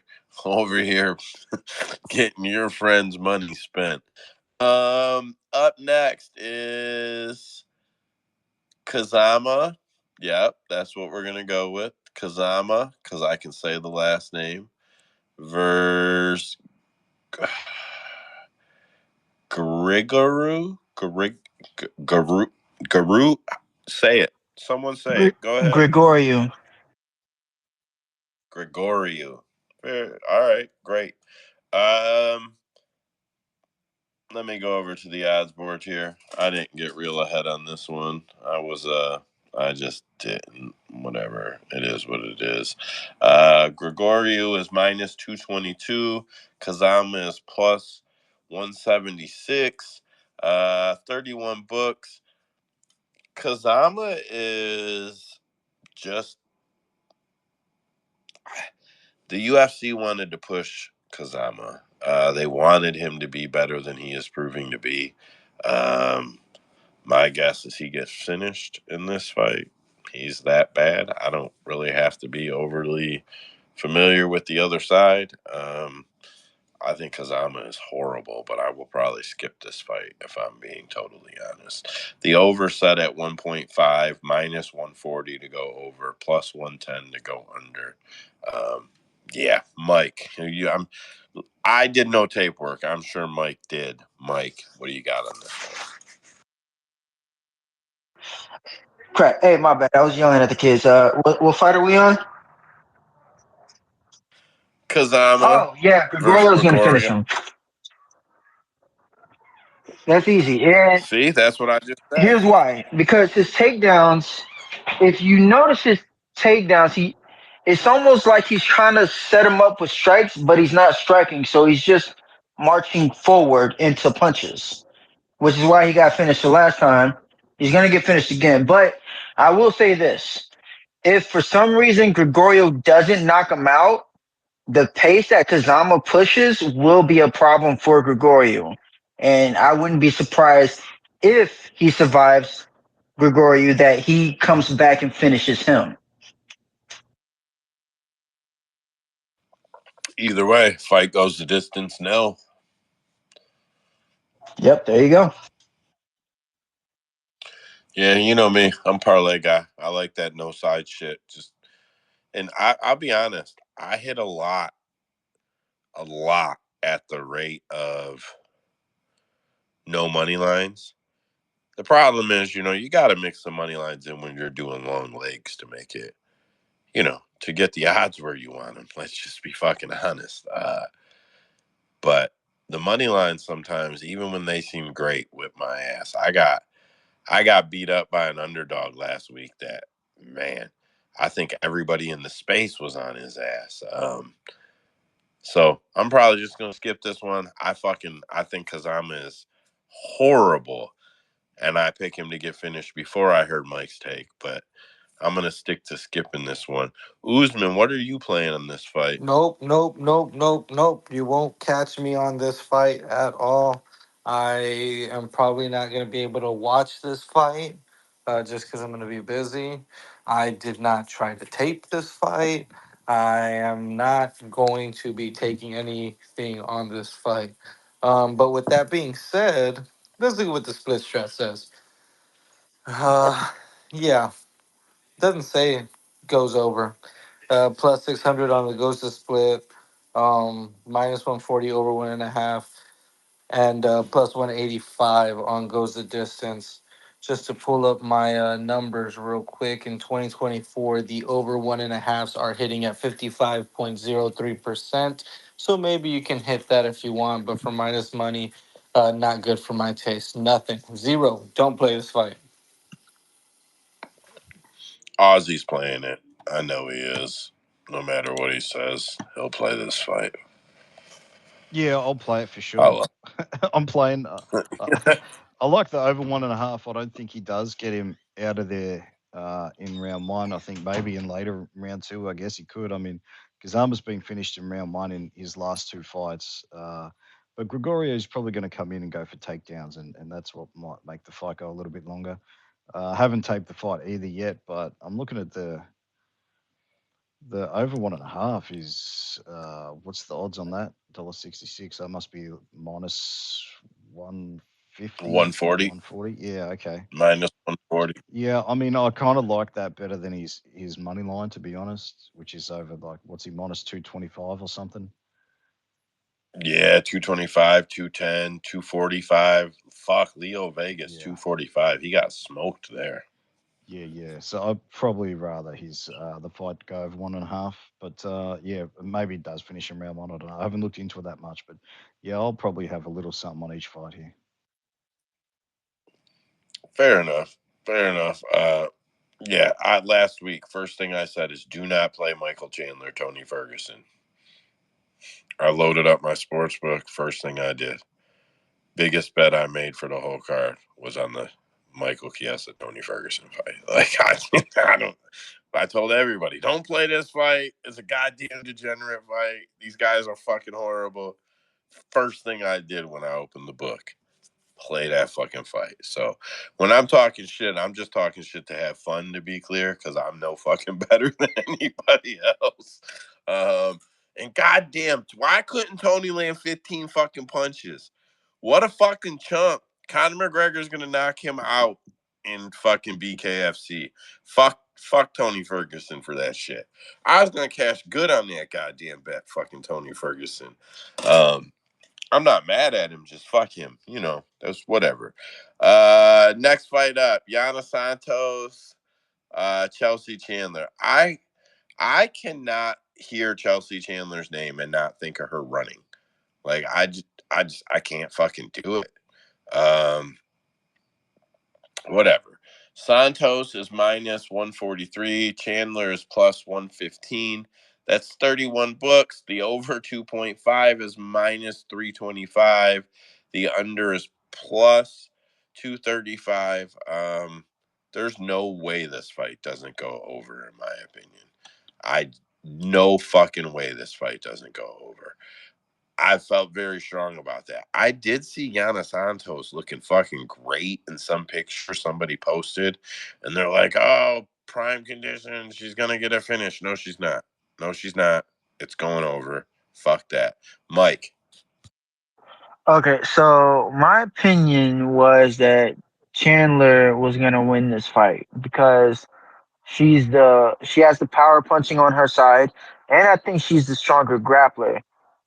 But Yana presents problems too. She really is an aggressive striker in her own right, and she's really strong in the clinch. And when she gets in the clinch, she's um she's very active. But with all that being said, I still thought the strength of Chandler would overcome all that. But then, yeah, I saw the pictures too. She looked like she was in really good shape, and I'm just like, ooh, now I don't know. So I think the over is just the best play. Just don't pick a side. Yeah, I always hammer the fucking overs home to everybody, but these are the ones you don't want to miss, man. These are the good juicy ones. Usman. We want both girls to be strong here because Yana's a real strong girl and she's getting pumped by all of Tiago Santos steroids, if you know what I mean. Um, she's gonna hold Chelsea up against the fence, and we want Chelsea to be strong so that she doesn't get taken down. That's where all the stupid shit could happen. Chelsea gets a stupid armbar or gets just laid down, and Yana finally decides to throw the elbows that she showed early in her career and somehow gets a finish. No, we want both of these girls to hold up that fence for 15 minutes. And I'll be holding the over. I'll be holding Yana by decision. And I already gave y'all that three leg in the group chat. I'm going over on this fight, over on the Kianzad fight, and over 1.5 on what's the guy's name? Williams? Yeah, Karl Williams plus 140. I'll take that all day. That's a nice play for plus money. Yeah, I think that's a real nice play for plus money. Ozzy, get after it, bud. Yeah, there's going to be a couple of rounds where we're all thinking, who the hell won that round? But no, neither of one of these girls is going to blow the other one out of the water. So yeah, give me the split decision in this one. Another female fight, split decision. Let's go.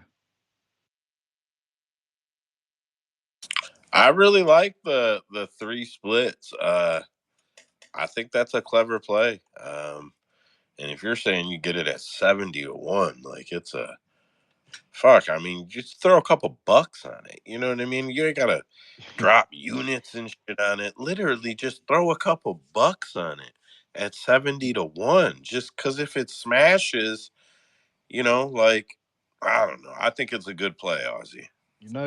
George, Narrative Nation, George.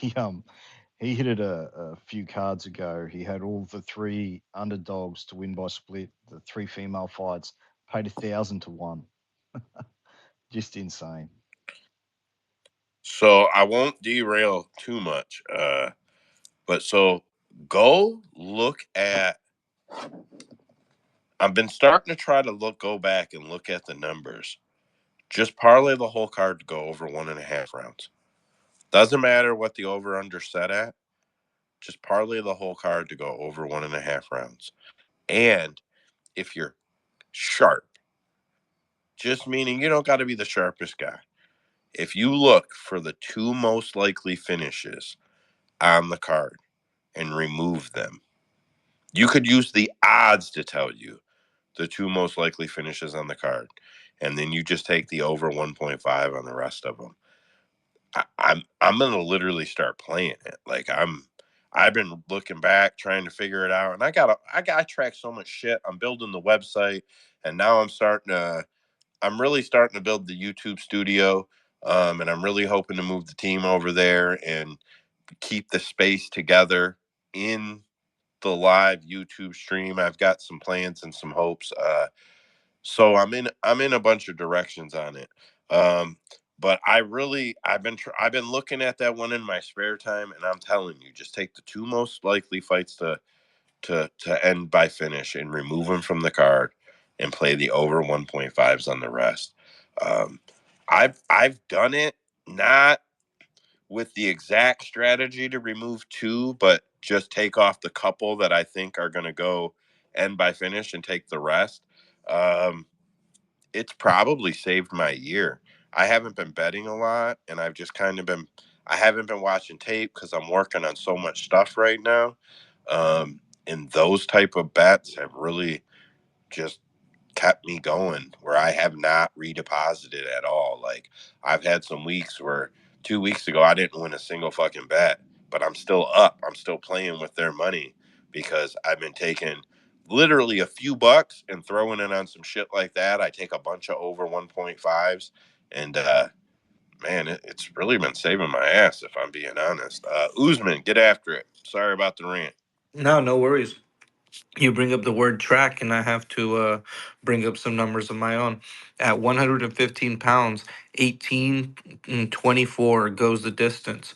At 125 pounds, 15 and 18 goes the distance. Those are both at 75%, 83.33% for 2024. 135 pounds women's division, 5 of 11 fights have gone the distance.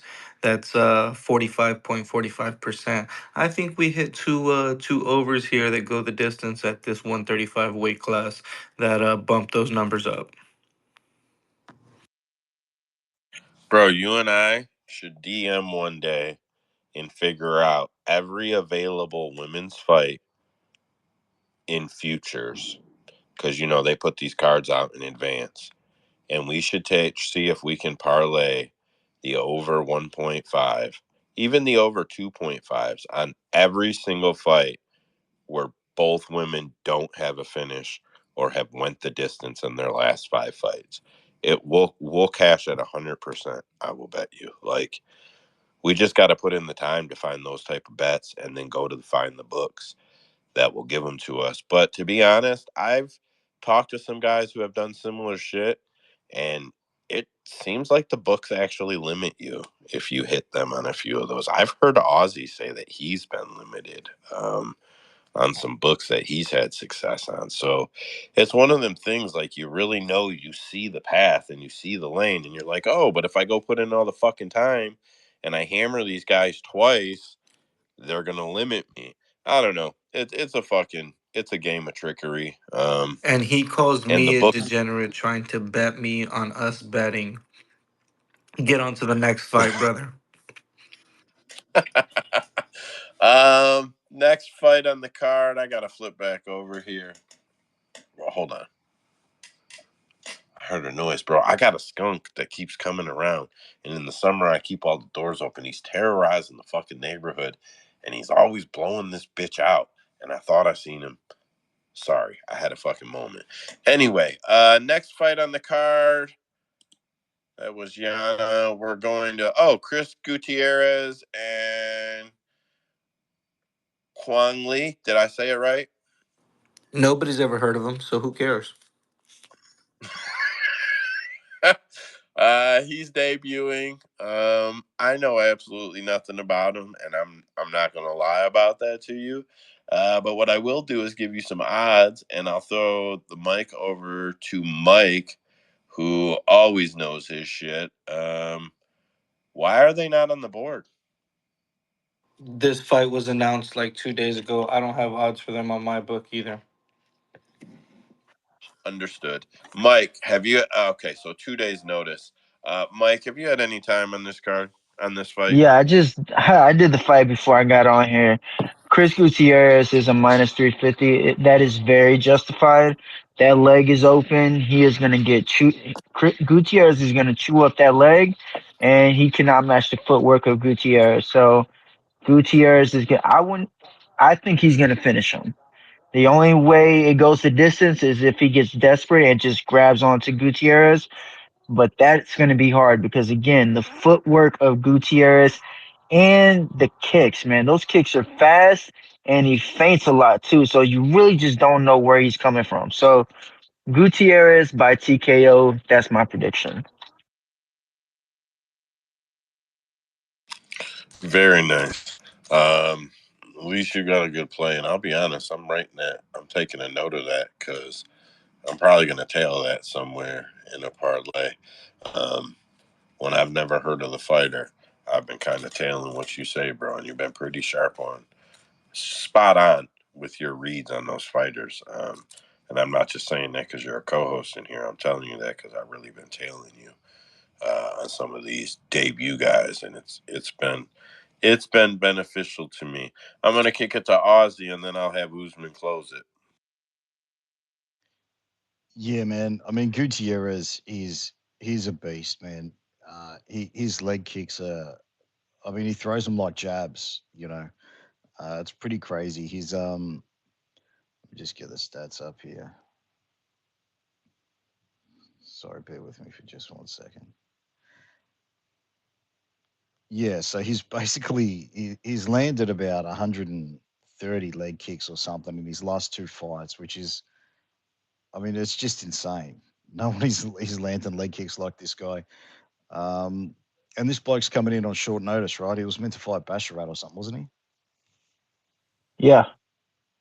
Yeah, I mean, Yeah, I know this card is one of the ones that got chopped up for that. Remember the card that had all the fight cancellations a few weeks back? I know this card took several blows for it. So yeah, I assume. Sorry to interrupt you.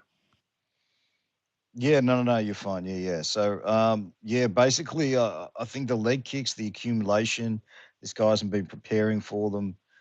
Give me that round three TKO, man. I just think that the accumulation of leg kicks, we've seen, you know, people just dropping from these calf kicks lately, and he's going to punish it. He's going to punish it early, and come that third round, you're probably going to see him getting dropped by some of these leg kicks, and hopefully a TKO on the ground. So yeah, I'm going to hit that round three and round three TKO.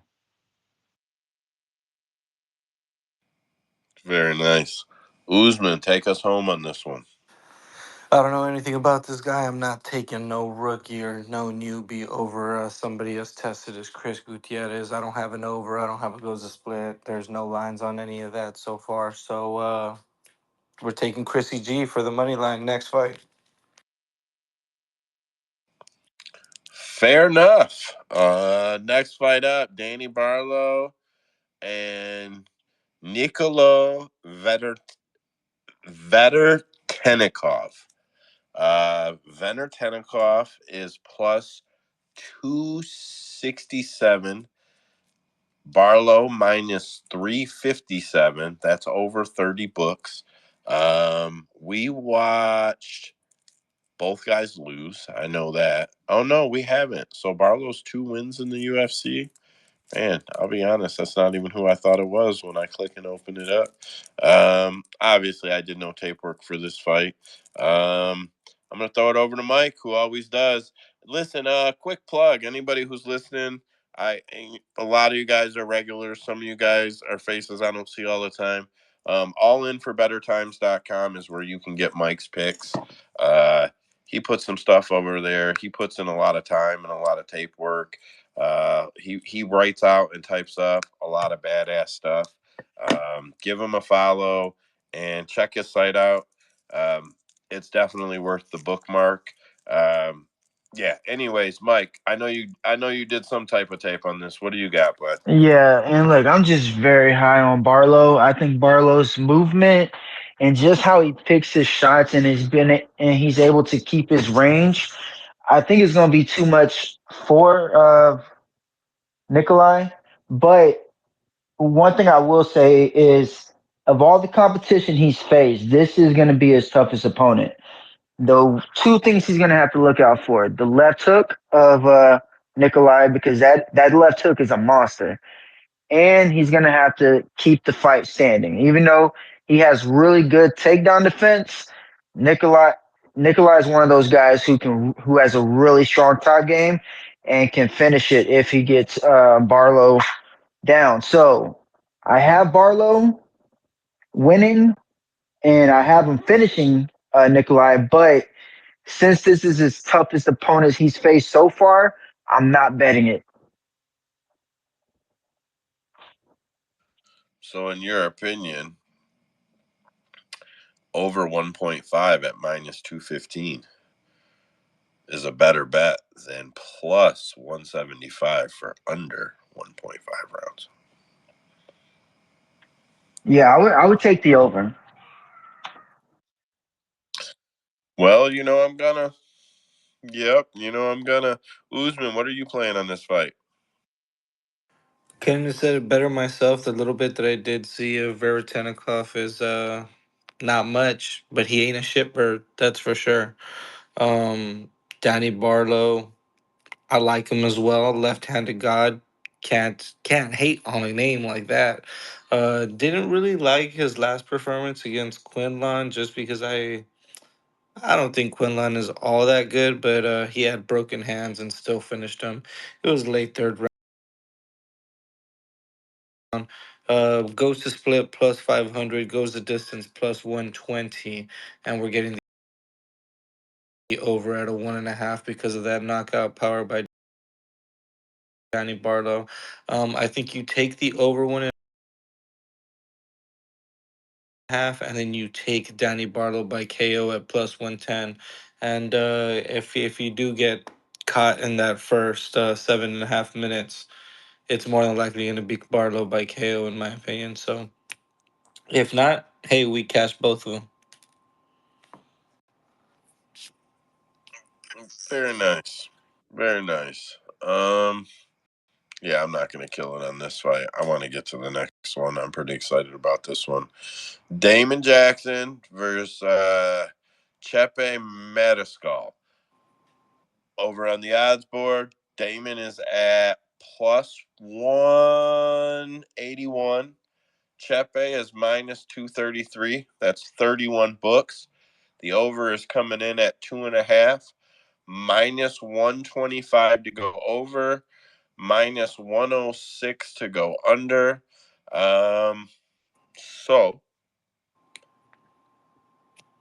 Damon Jackson is the parlay buster of the week, in my opinion.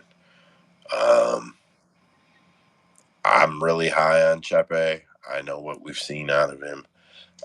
I understand how good he is, but he is beatable. Um, he is beatable.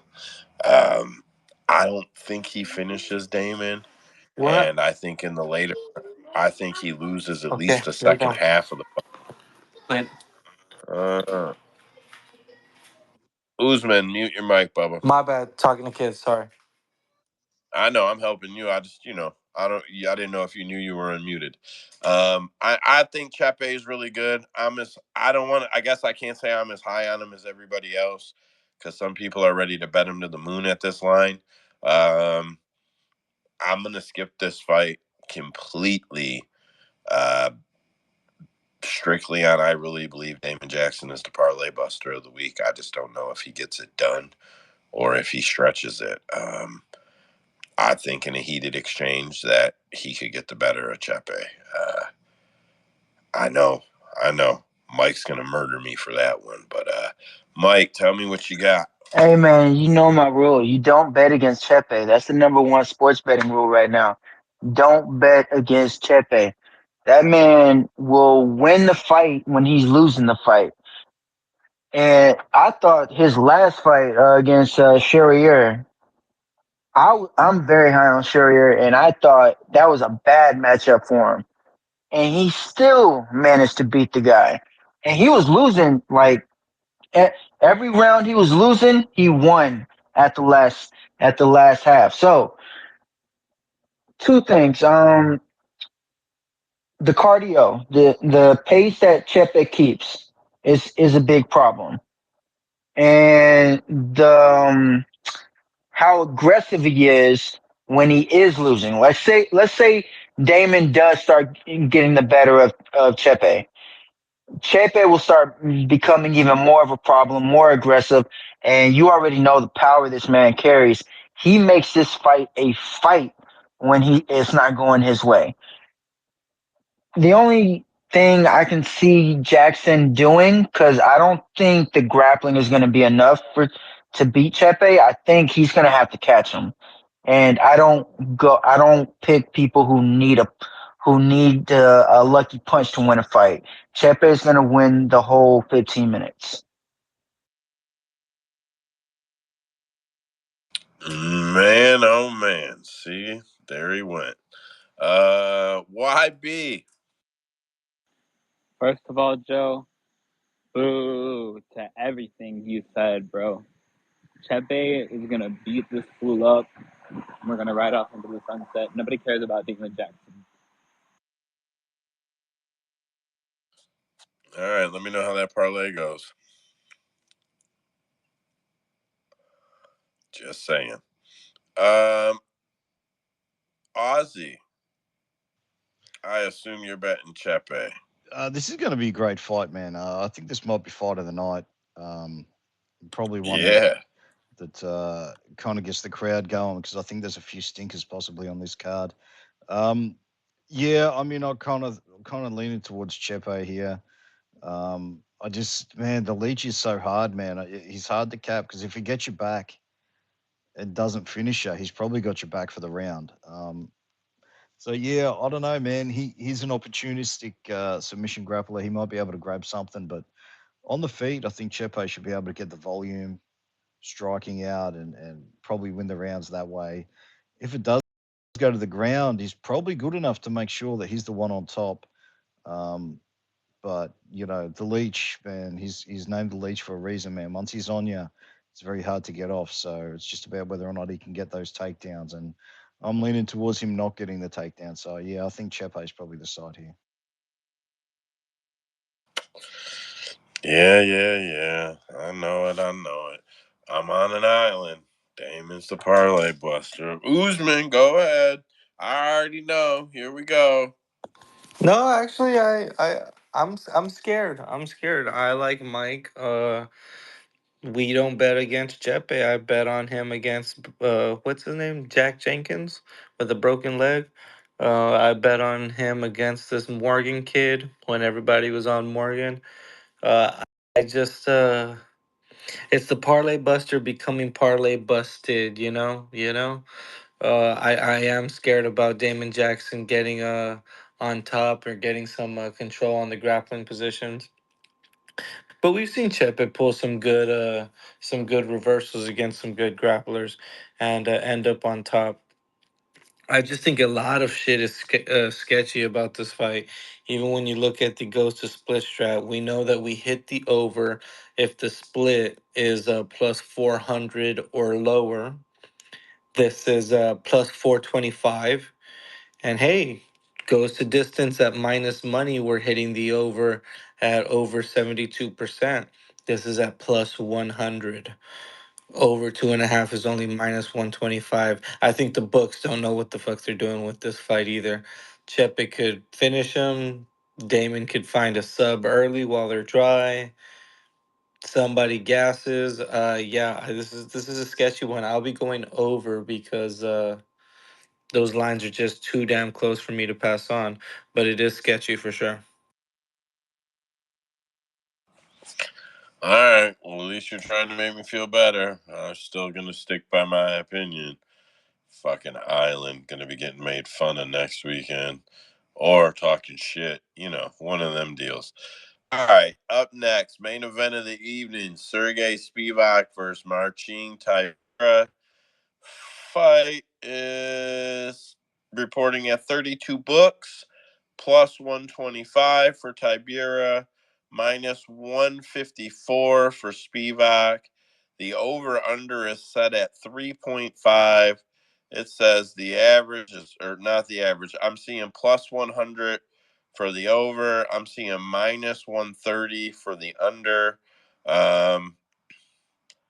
I'll be honest, man. I don't have a ton of interest in this fight, but I'm gonna play the over 1.5 for sure. Probably gonna play the over 2.5. I don't want to admit it, but I'm probably gonna play the over 3.5. Like, man, I know both of these guys can finish. I just don't think they can finish each other. I think Tybura's. Um, I think he's got. I think he's good enough to pressure Spivac and prevent the finish, but I don't think he's good enough to finish Spivac. Yeah, I guess that's just my read, but I like the overs here, and those are what I'll be playing. Mike? That's a good bet, man. Come on. Look, this fight already happened before. Tybura won. Now, I will admit Spivak has improved and he has been fighting to his strengths more now. But that doesn't mean it's going to be any different. Tybura is a really good fighter, well rounded, and he has a 5 round style. It's going to be Tybura decision, plain and simple. Yeah, I mean, I agree with you. I think Tybura probably grinds it out. I just say that I don't like to admit that I'll play the over 3.5 because I'm a guy who hammers the 1.5s, 2.5s a lot. I don't tend to fuck with shit over that when I'm playing my parlays unless it's women. I'm just being honest. But this is one where I see the over being the play. I don't think Spivak can get it done early, and I think that he needs to. Ozzy. Yeah, I mean, the first prop that I seen open up for this card was the over 1.5 at minus 300. And that's just kind of crazy. I don't know how much of this fight is going to be spent just holding each other up against the cage, but I do know it's over 1.5 rounds. So I think that's a really good parlay piece. I don't do many parlays. I haven't really been profitable on parlays, but I'm going to do a big one this week, and the over 1.5 in this fight is one of them. I don't see either guy finishing the other in the first round and a half. I think it goes the distance, to be honest. So, yeah, give me that safety net of that 7.5 minutes of just standing at distance and then clinching it against the cage without any real finishing moments in that first round and a half. I don't think so. Yeah, I think it's a great spot to lean into there. Thanks. Good take. Good take. I agree. I agree. You already know. I'm just tooting my own horn a little bit. No, I didn't know you're not a parlay guy, Ozzy. I thought you played some of them. Not many, huh? I play them, I just don't win them. Yeah. Fair enough. Usman, take this home. Take it home. I'll take it home by saying nobody wants to watch this shit again, especially if it's gonna go for 5 rounds. I don't have anything. I can't take this home, man. You take it home. Yeah, this is probably one of the least anticipated main events of the summer. Um, and we know the shit that we've seen of late. I feel like this card was just hardly made the cut type shit. Like they hardly got the fights together, hardly kept it together, put the bare minimum on for it. Um, yeah, I don't know. I don't feel like it's a card that the UFC's pushing a lot. So I don't expect to see a lot of chatter about it outside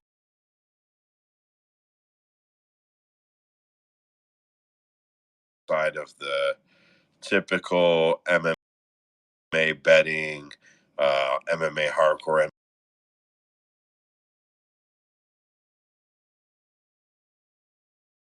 MMA Twitter, whatever you want to call it. Outside of the people that talk about every fucking fight in every card, I don't expect to hear too much about this card. So that'll close it out. We've got I guess 20 minutes left, and we've got a few fight announcements, and then just there are a couple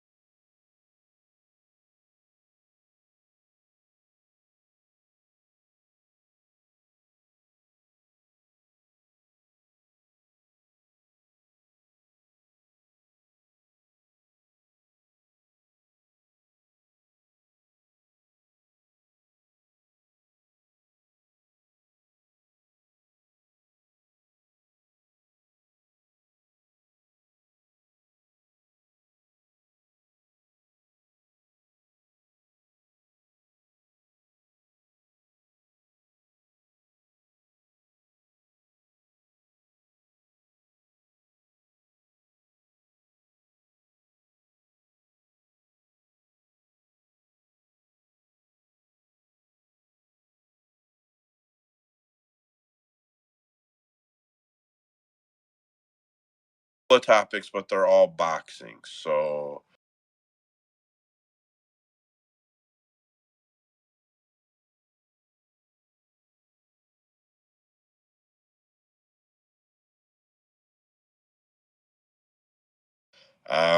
I will open it back up with the boxing topics real quick, and then Usman will take us out of here with the end of the fight announcements. So Turkey El Sheikh is an honorary inductee into the Nevada Boxing Hall of Fame. He's never put a fight on there. Fuck, I just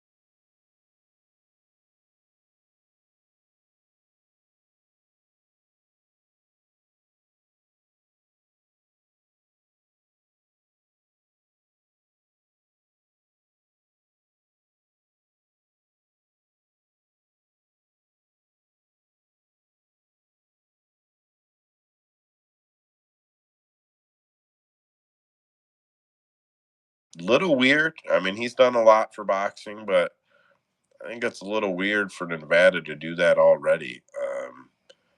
But I don't know, just whatever. I don't know. Something seems awry there.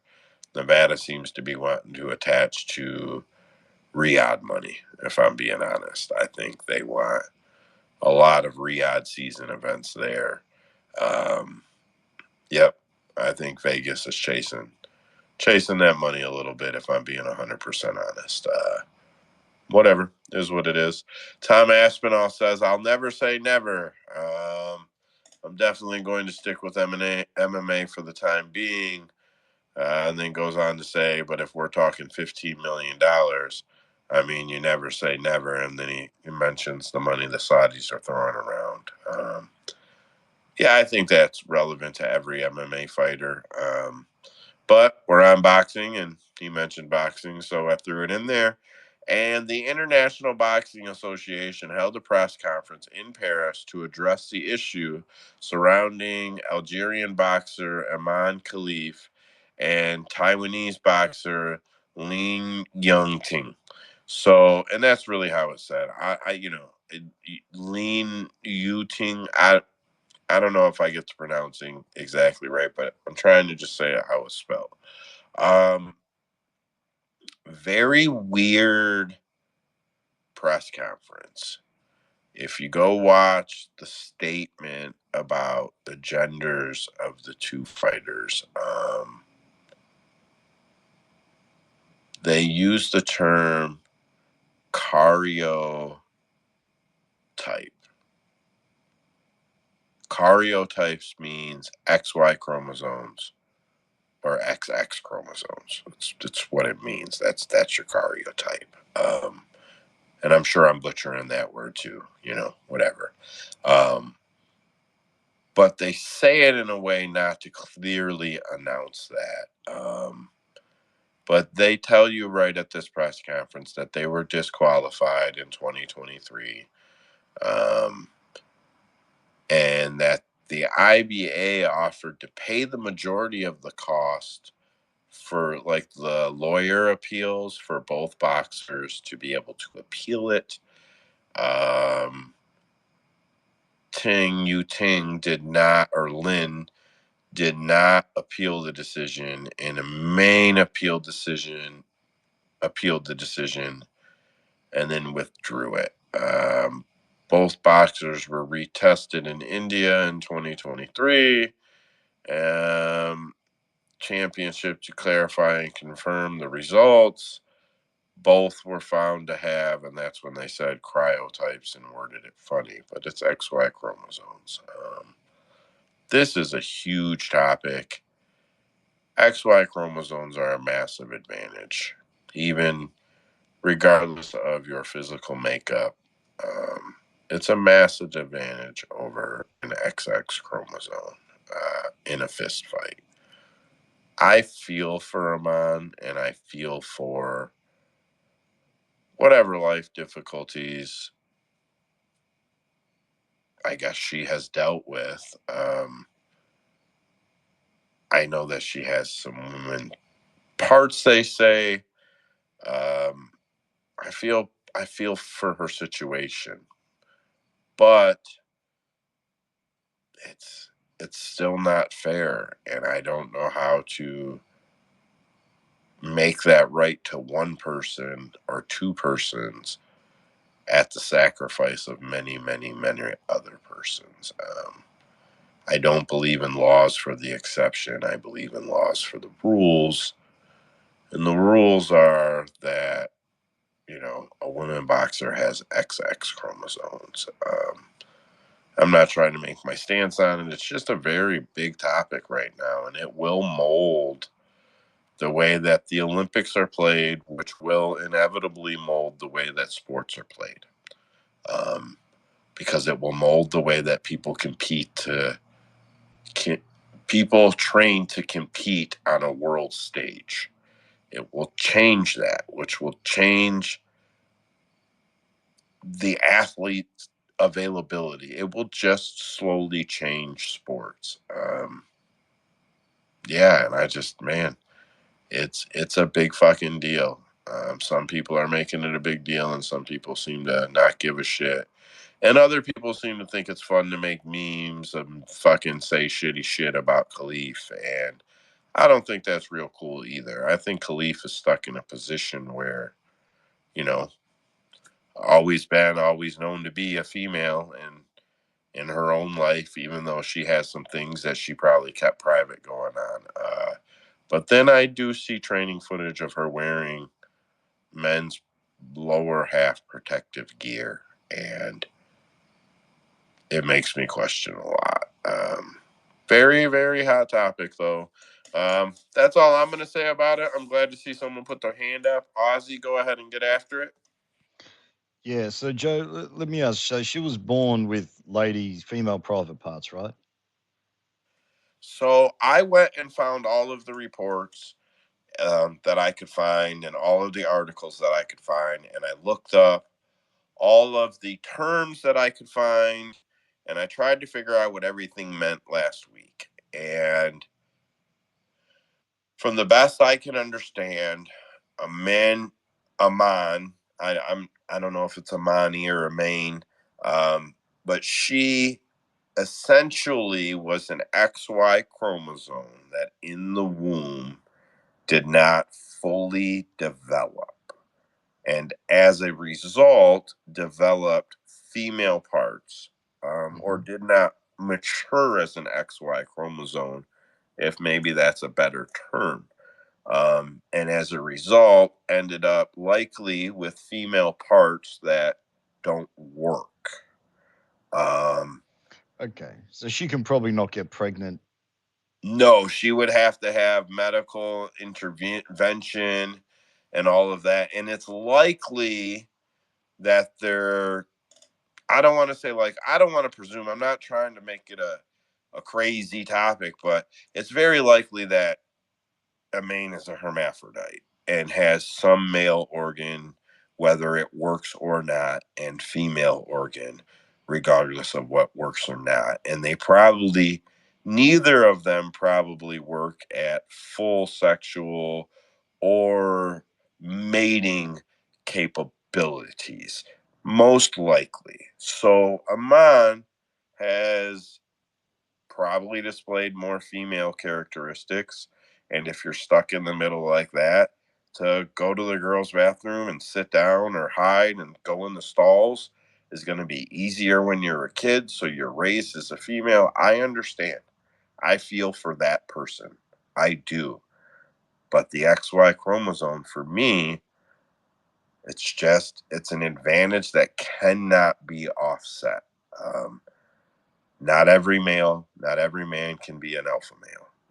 I've said that in a couple posts, and not every XY chromosome can be an alpha chromosome.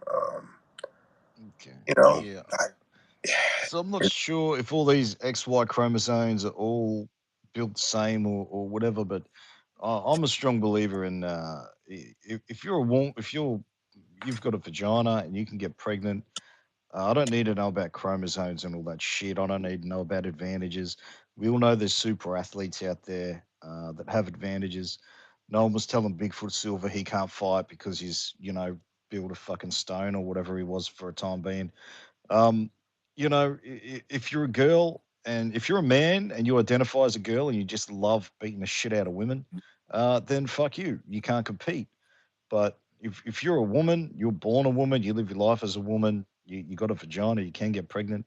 I don't really need to know about any scientific tests outside of uh, what do you call it, synthetic testosterone that you might be, using steroids or something like that. But I mean, to say that this person that was born, I mean, I feel for her too. But if she's got a vagina and she lived her whole life as a woman, we say it's not fair. Go fight in the men's division. Like, I don't think that's fair. no, She's going to that have a massive disadvantage in that division.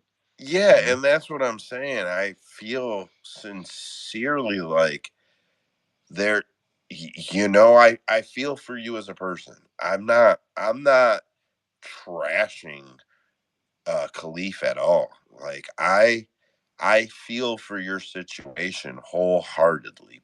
But, you know, athletes can't take testosterone.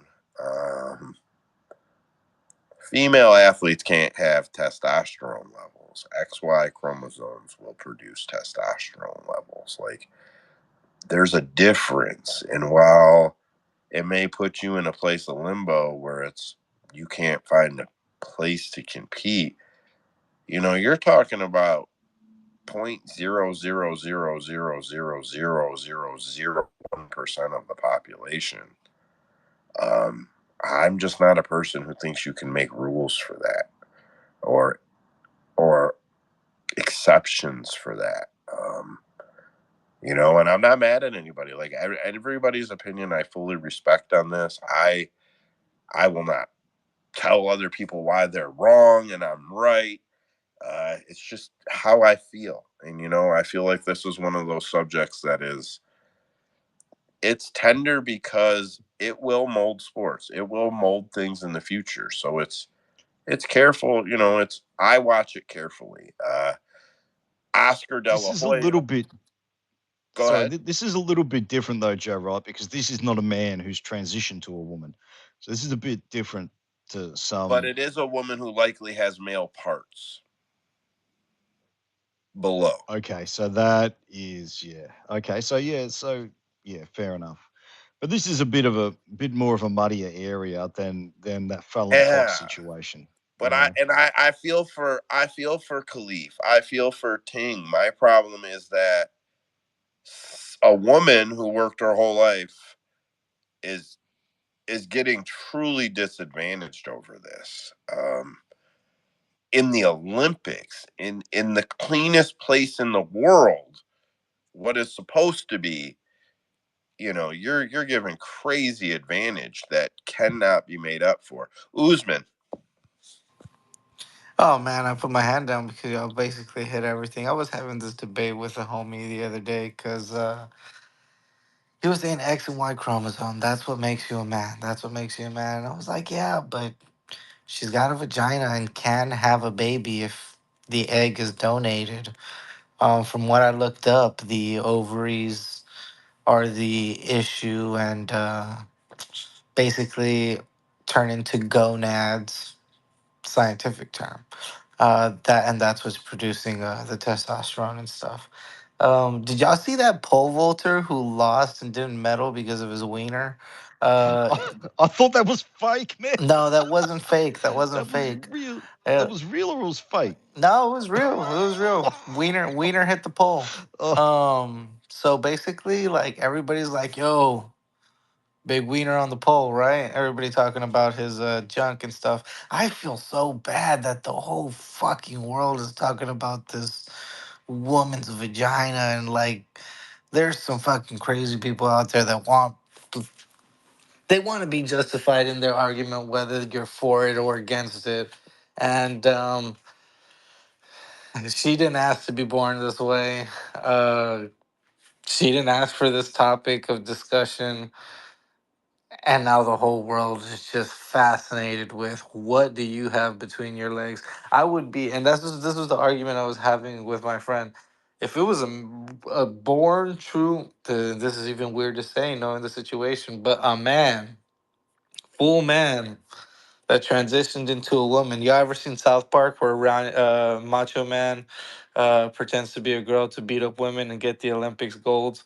Like if it was something like that, hey, horrible piece of shit. Fucking hate it. I'm very, very fucking confused on how to feel about this. But what I do feel is bad for a girl where everybody is talking about her vagina and the fact that she can't have a period and the fact that she can't have uh be pregnant on her own. Like, dude, all of this is just super fucked up on the global scale for everybody to be looking at and talking about. So the only thing I would have to say, not even like in rebuttal, just I guess it's the the problem is that likely hermaphrodite with both training gear, footage, people posting pictures. I have not went and found it. A lot of things indicate both. The XY chromosome indicates um, male testosterone. That's maybe that's what I did. It indicates male testosterone. That's that's the difference. Yeah, you could have a baby if something was put in your body to make it positive, and doctors monitor it and all of that happens, but your body can't do it on its own because you have male level testosterone. um Yeah, and and from what I looked up, that's why I mentioned the whole she can't have a period thing because of the male testosterone that pumps through her. You can't grow any tits. Like, it yeah, it's sucks. crazy. Yeah, and I feel for the person. What a hard fucking subject. And I honestly feel like I feel like a man has taken a lot of the brunt for the way the Olympics opened and how many people feel about that. I'm not making any comments about how I feel about it at all. I am just saying that I think that a lot of the brunt of those feelings are being taken out on these two athletes. I definitely think that's a thing. Um, Well, that's all I got. That was my last subject. I've always saved boxing for the end. We just didn't make it earlier. Usman, I know that it's probably not the best card because we talked about some good ass fights earlier. But what's them last fight announcements? Last ones. We got six more, five more because the last one was Gutierrez versus Quang Lee. Kayla Harrison versus Vieira. We touched on that earlier, but that's official How's it for go? October 5th through UFC 307. Harrison's gonna do bad stuff to her, right? Like, Vieira's Mike, tough, but who are you taking on that money line? Hair, Kayla, right? Yeah, I'm taking Kayla. But are you taking the finish? Uh, finish probably because I don't see Vieira being able to do much once Kayla gets her down, and if you can't provide resistance, she's just gonna finish. All right, so here's how we bet it. Usman, you got DraftKings where you're at? no, it's not legal in Texas. Gambling is not legal in Texas. I do not gamble. I've never been a gambler. Oh, okay, got it. Okay. This fucking guy. Aussie. Uh, you guys don't have DraftKings over there, right? No, we have books that copy their lines though. They're not Do you get all affiliates, their same? but You get all their same game parlays? yeah, we can. Yeah. Mike, where are you at? I'm in Texas. So you don't get DraftKings either? No, I can't. Mike Well, doesn't gamble. so He just caps for fun. I understand because he lives in Texas and it's not allowed in Texas. So I understand. I totally understand, guys. So, anyways, when you're gambling, when you bet, no, I'm joking. I'm joking, but whatever. So, in the same game parlays, if you're taking a fighter and you want to take the finish and you want to add, the under 1.5 or the under 2.5. So I was getting the same line on under 14.5 minutes as I was on 12.5 minutes. And that might be dumb, but if you're building same game parlays anyway, so then I was like, oh shit. Instead of betting under 2.5s, if you're betting the day of the fights or 24 hours, like I bet on Fridays, fights are on Saturday. I do my bets on Friday. By then, we do these spaces early. I love to talk about it. I love to hear what everybody says. I make some notes. I go check some tape a lot of times, but limited because like I said, I'm very busy lately. I try to check some shit on my phone, and I place my bets on Fridays. That's usually my thing. I'm starting to look for under 14 and a half. I seen some where like the under 2.5 would be like minus 160, but the under 14.5 is minus one or minus 165, and then the under 14.5 is minus 170.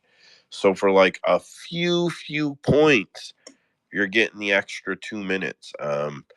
And I think I'm going to start playing more women's fights like that, if I'm being honest. And yep, I just think I'm going to play a lot more of them like that. Where like I bet the over instead of the over 2.5. I want to go see if I can get a few extra points in reverse on the over 14.5 or something. Like, I don't know. I guess you can bet fight to goes to decision just as easily. Those lines tend to drop later than I bet, and all the round and time props tend to drop by Friday. I don't know. I guess I probably could do the fight goes to decision, but I'm just not that guy, fuckers. Aussie. Yeah, this isn't a great example because the bet didn't hit last week, but I had Corey most strikes, Corey most significant strikes, and Umar to win a decision, and that was 19-1.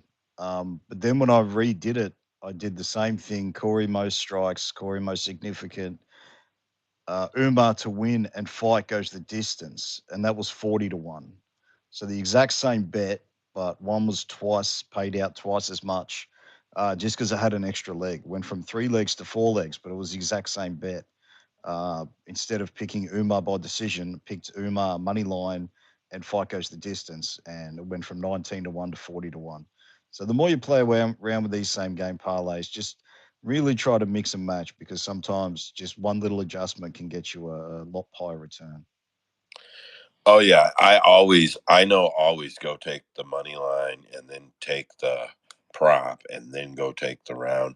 They'll offer it to you like doubled up, and the odds don't actually add up to what it is if you take them both. It's same game parlays are like slot machines. They're trying to get you walking in the door, man. Like they know what they're doing. You might feel like, "Oh, I'm smashing it here." They know what they're doing. Um, Mike, do you get any same game parlays where you play? Um, Bet Online offers it, but I don't really look at it. Fair enough. Usman, you play same games? Same, I use Bet Online. I did it one time and cashed on everything except the fighter had to have it was win inside the distance, most significant strikes and most takedowns, and he hits everyone except both fighters. He had zero takedowns. So they didn't cash me out, and I did not. I've never played the same game parlay since then.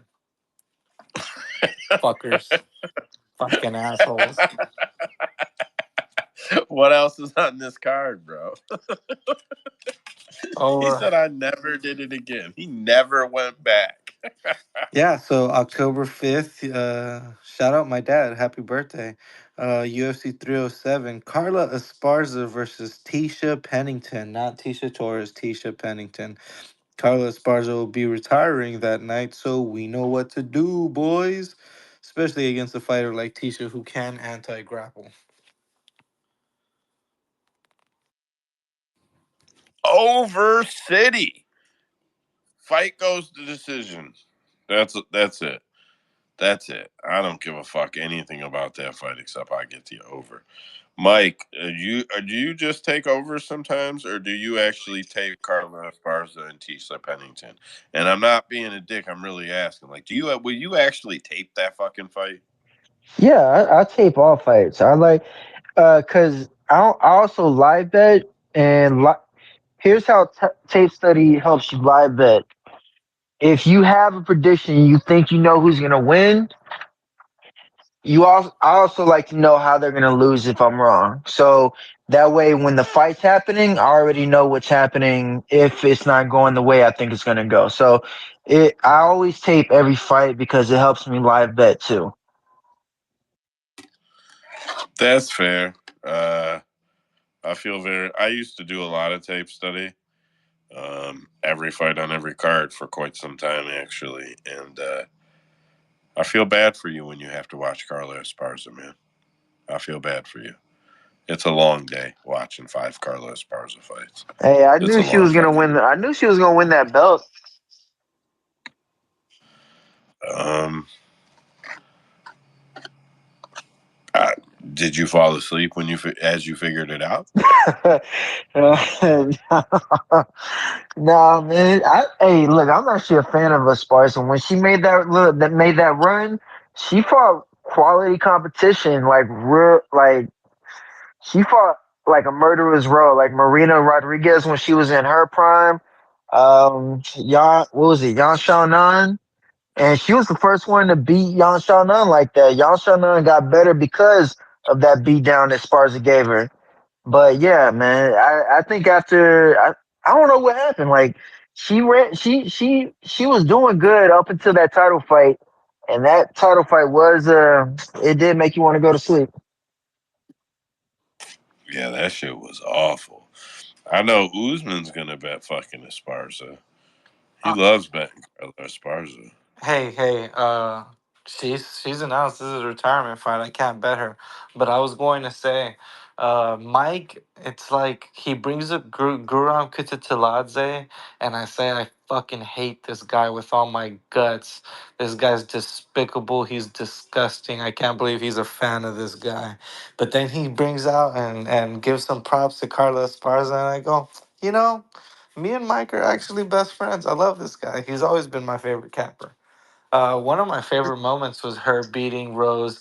Me and my homeboy were there literally hugging and She didn't jumping. beat her. Literally She did. hugging and jumping because Rose lost. And my other friend is looking at us like he's more the casual and goes, "What the fuck are y'all excited for? That was a shit ass fight." And I was like, "Yeah, but she beat Rose. You shut the fuck up and let us enjoy it." Oh my god, bro! I can't. I fucking hate you so much. Like Bro, we were never friends. it was so We were good. It was so we good. were never friends. What's the next fight? I fucking hate you. Anyways, it's not the main event, but it might as well be my main event. Jose Aldo is back again against Mario Batista. Same card, October 5th, UFC 307. Jesus Christ! I didn't he? He retired and went in the Hall of Fame. And then went to boxing and then came back and retired again. And now he's back again. Man, I feel like it's the retirement nobody cares about anymore. But I'm gonna be honest. I hope Aldo gets another win and fucks up the UFC's legacy for their new generation even more And yep, why not? I've been watching Aldo fight longer than these motherfuckers been fighting. So let's go Aldo. Look, I'll say this. Bautista is fighting on October 5th. Kyler is fighting on October 19th. That camp knows what they're doing. They kept them they made them fight close together because they're going to be off their fucking PED cycles and it's going to be a lot easier to track. Bet Mario Batista. Actually, I don't know, man. It's going to be a good fight. I'm excited. I'm taking Aldo just cause. Fuck you guys. I'm taking Aldo. I want it. Yep. I'm just team old man, grouchy old man. Hey, Taking Aldo. everybody thought Martinez was gonna win, and I broke down how that wasn't gonna happen. But Mario Batista Yeah, it is could. way up. Is way better than. It's a way tougher matchup because we all know the cardio of Aldo. Mario's gonna be able to test that. That's fair. That's fair. And third round, I mean, Aldo's one of the best anti grapplers ever, but it just leads to some really boring shit when it happens. Usman did they announce the main event for that card? Yeah, it's looking like it's going to be Raquel Pennington versus Juliana Pena, unless they're gonna put something else on top of that. No fucking way. Salt Lake City, baby, and that's the only championship fight that's on that card right now. That's a pay per view? UFC 307. No They're way. I definitely mean, gonna put hey, something else on top of that. as of right now, it's not that bad. We got that fight. We got Mavzar versus Aljamain. We got Chris Curtis, Kevin Holland, Jose Aldo, Mario Bautista. They're probably gonna put Kayla Harrison on the pay per view too. It ain't all that bad. You know, this is actually the one time that I'm probably like iffy on Mozart because y'all know I'm high on Mozart, like winning every fight. Aljo, man, I don't know if he can beat Aljo. And just like that, Mike is my mortal enemy again. I hate you. You're scum of the earth, Mike. Bro, come on, man. You see how big Aljo is, and Oh, I he's like him. he. No, I like Aljo. I've always been a fan of Aljo, even before the knee. You like Mavzar, and that's why you're a piece of shit. You should know that. I'm always high on Mozart. I talk about him every time. I say he's gonna give Ilya Taporia his toughest fight, but Aljamain's in the featherweight division now, and y'all see how easily he took care of Calvin Cater. Come on, man. Aljo's a problem. Oh yeah. Mike, you live Ilya out of this right now, bro. These guys. Oh shit. Is that the end of the announcements, Usman? We got two more. We got two more. So we're Nice. missing a main event on September 7th. Now that Calvin Cater was out, it's going to be Kyle Nelson versus Steve Garcia, and that's not main eventing. So there's that fight. And That's a good fight. oh yeah, much better than Calvin Cater and Kyle Nelson. What the fuck was that shit? But they Yeah, that's a good Wasn't Steve fight. Garcia I like supposed to that. fight someone else? Steve Garcia just had a fight, didn't he? Like 2 weeks ago. Oh, that's right. He knocked that dude out. I'm tripping. Okay. But yeah, so that's not gonna main event. So expect the last minute main event to get announced. And speaking of last minute main events, in 2 weeks, August 27th, Jared Cannonier has signed up to try and shut down the hype train that is Kyle Bahalo. Let's go, Kyle, man. Let's go, Kyle. Yeah, Kyle That's seems to be that good, bro. you think he beats Cantonier? Yeah, I mean, every single fight he's had has been flawless. Yeah, I mean I get it. I'm taking the over though. Definitely taking the over. You don't think he finishes Cannonier, do you? No, I Actually, think no, I like the Cannoneer is over. really good. Yeah. I don't think he gets past Jared, if I'm being honest. I guess I'll have to go back and watch some tape, but I don't think he gets past Jared. I think that's a super good fight, and I think the over is super live. I think Cal is a smart striker. The few times that we have shown it, and if he gets it to the ground, I think he'll be able to hold down Cannonier. So that's a good one. Yeah, and plus I'm kind of like going. I'm almost making a second rule, like, because you don't bet against Chepe. It's kind of hard to bet against team fighting nerds, man. Those dudes have a game plan and they stick to it. Yeah, the one thing I'll say about that is it's legit. If you chase the gyms, you can figure out when gyms are hot, and it's very helpful. But you also have to know when it's over for them. Like people talk about gyms forever and to infinity, like they're good, and it's like city kickboxing. There was a time when city kickboxing was definitely you bet on them. They're kind of a fade now. I think with that, it's all about finding the gym's tendencies. That's why I was so fucking dead set on Sean Strickland beating Izzy. Is that city kickboxing and dumbass what's his name Behrman had made it very vocal that they build their whole camping and striking style off of feints. Somebody that isn't gonna bite on the feints, or if they do, I still freaking I'll defend Rogan. Everybody talks shit about his commentary against Jan and Izzy that Jan was biting on all the feints. He was just doing it the right way. Lift that leg for the kick, shell up, cover your strike or cover the strikes coming at you. I think it's finding the tendencies of the gym and trying to use that against them. But they all their fighters are kind of different, so it feels like whenever they have a game plan, it's tailored to their fighter against their opponent. I don't know if that's like really a tendency. It seems like just really good coaching. You're talking about the nerds now, right? Yeah, fighting nerds.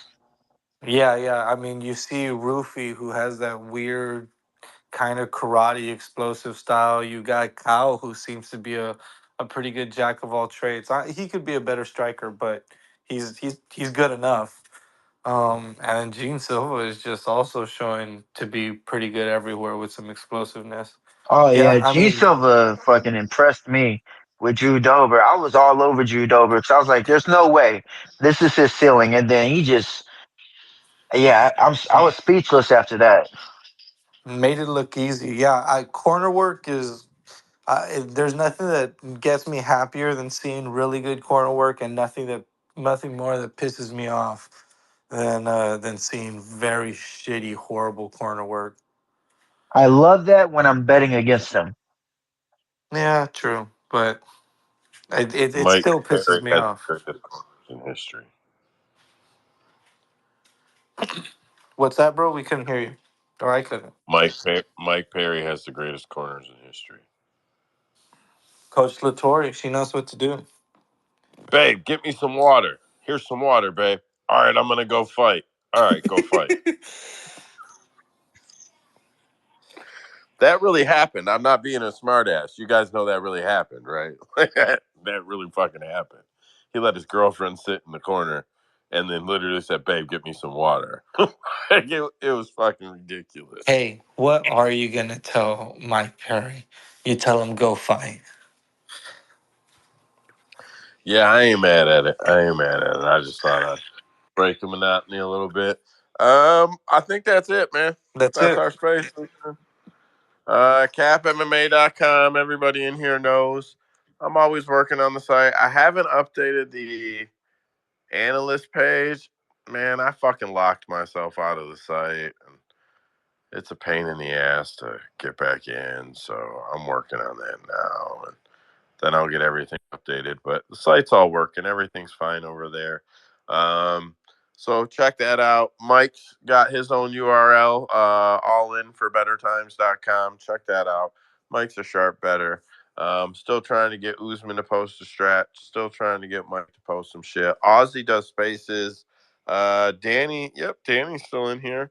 Ozzy and Danny do spaces on Friday nights with Colin. I forget his last name. I'm very sorry. Um, Crandall, Colin Crandall. Yeah. Kyle and Crandall. They're a good group over there. Most of us get in there for Friday night. They break all the cards down again. A little more current though after we see some weigh-ins and some face-offs and shit like that, and all the lines have hit. We kind of use it as a second space, so to speak, right before we place some bets over here. So great place to catch over there. And then I think that's all we got, guys. I do want to take a second, everybody who's in here. So I I am gonna build a small YouTube studio. I've been saying it, but like I've moved some things around. I've drawn not blueprints like it's going to be some massive thing, but I've drawn up some blueprints and some plans, and I am hoping to push this thing over into a way that we're able to run the spaces here conducively into a live stream and show over on YouTube. So, we got Dead Picks and Usman and Mike, and I'm trying to take everybody over there with me, and it's not really a new format, kind of like a dual format is what I'm hoping to achieve. If anybody's interested, man, if anybody wants to get involved, we got a team room that we're in, and it could use a couple more members. So just throwing that out there. And that's all I got for now. Thank you, everybody, for coming in. Summer spaces suck. We're getting a winter, though. As much as I hate winter, I love the winter spaces. Thank you, guys. Thank you, everybody. Have a good night.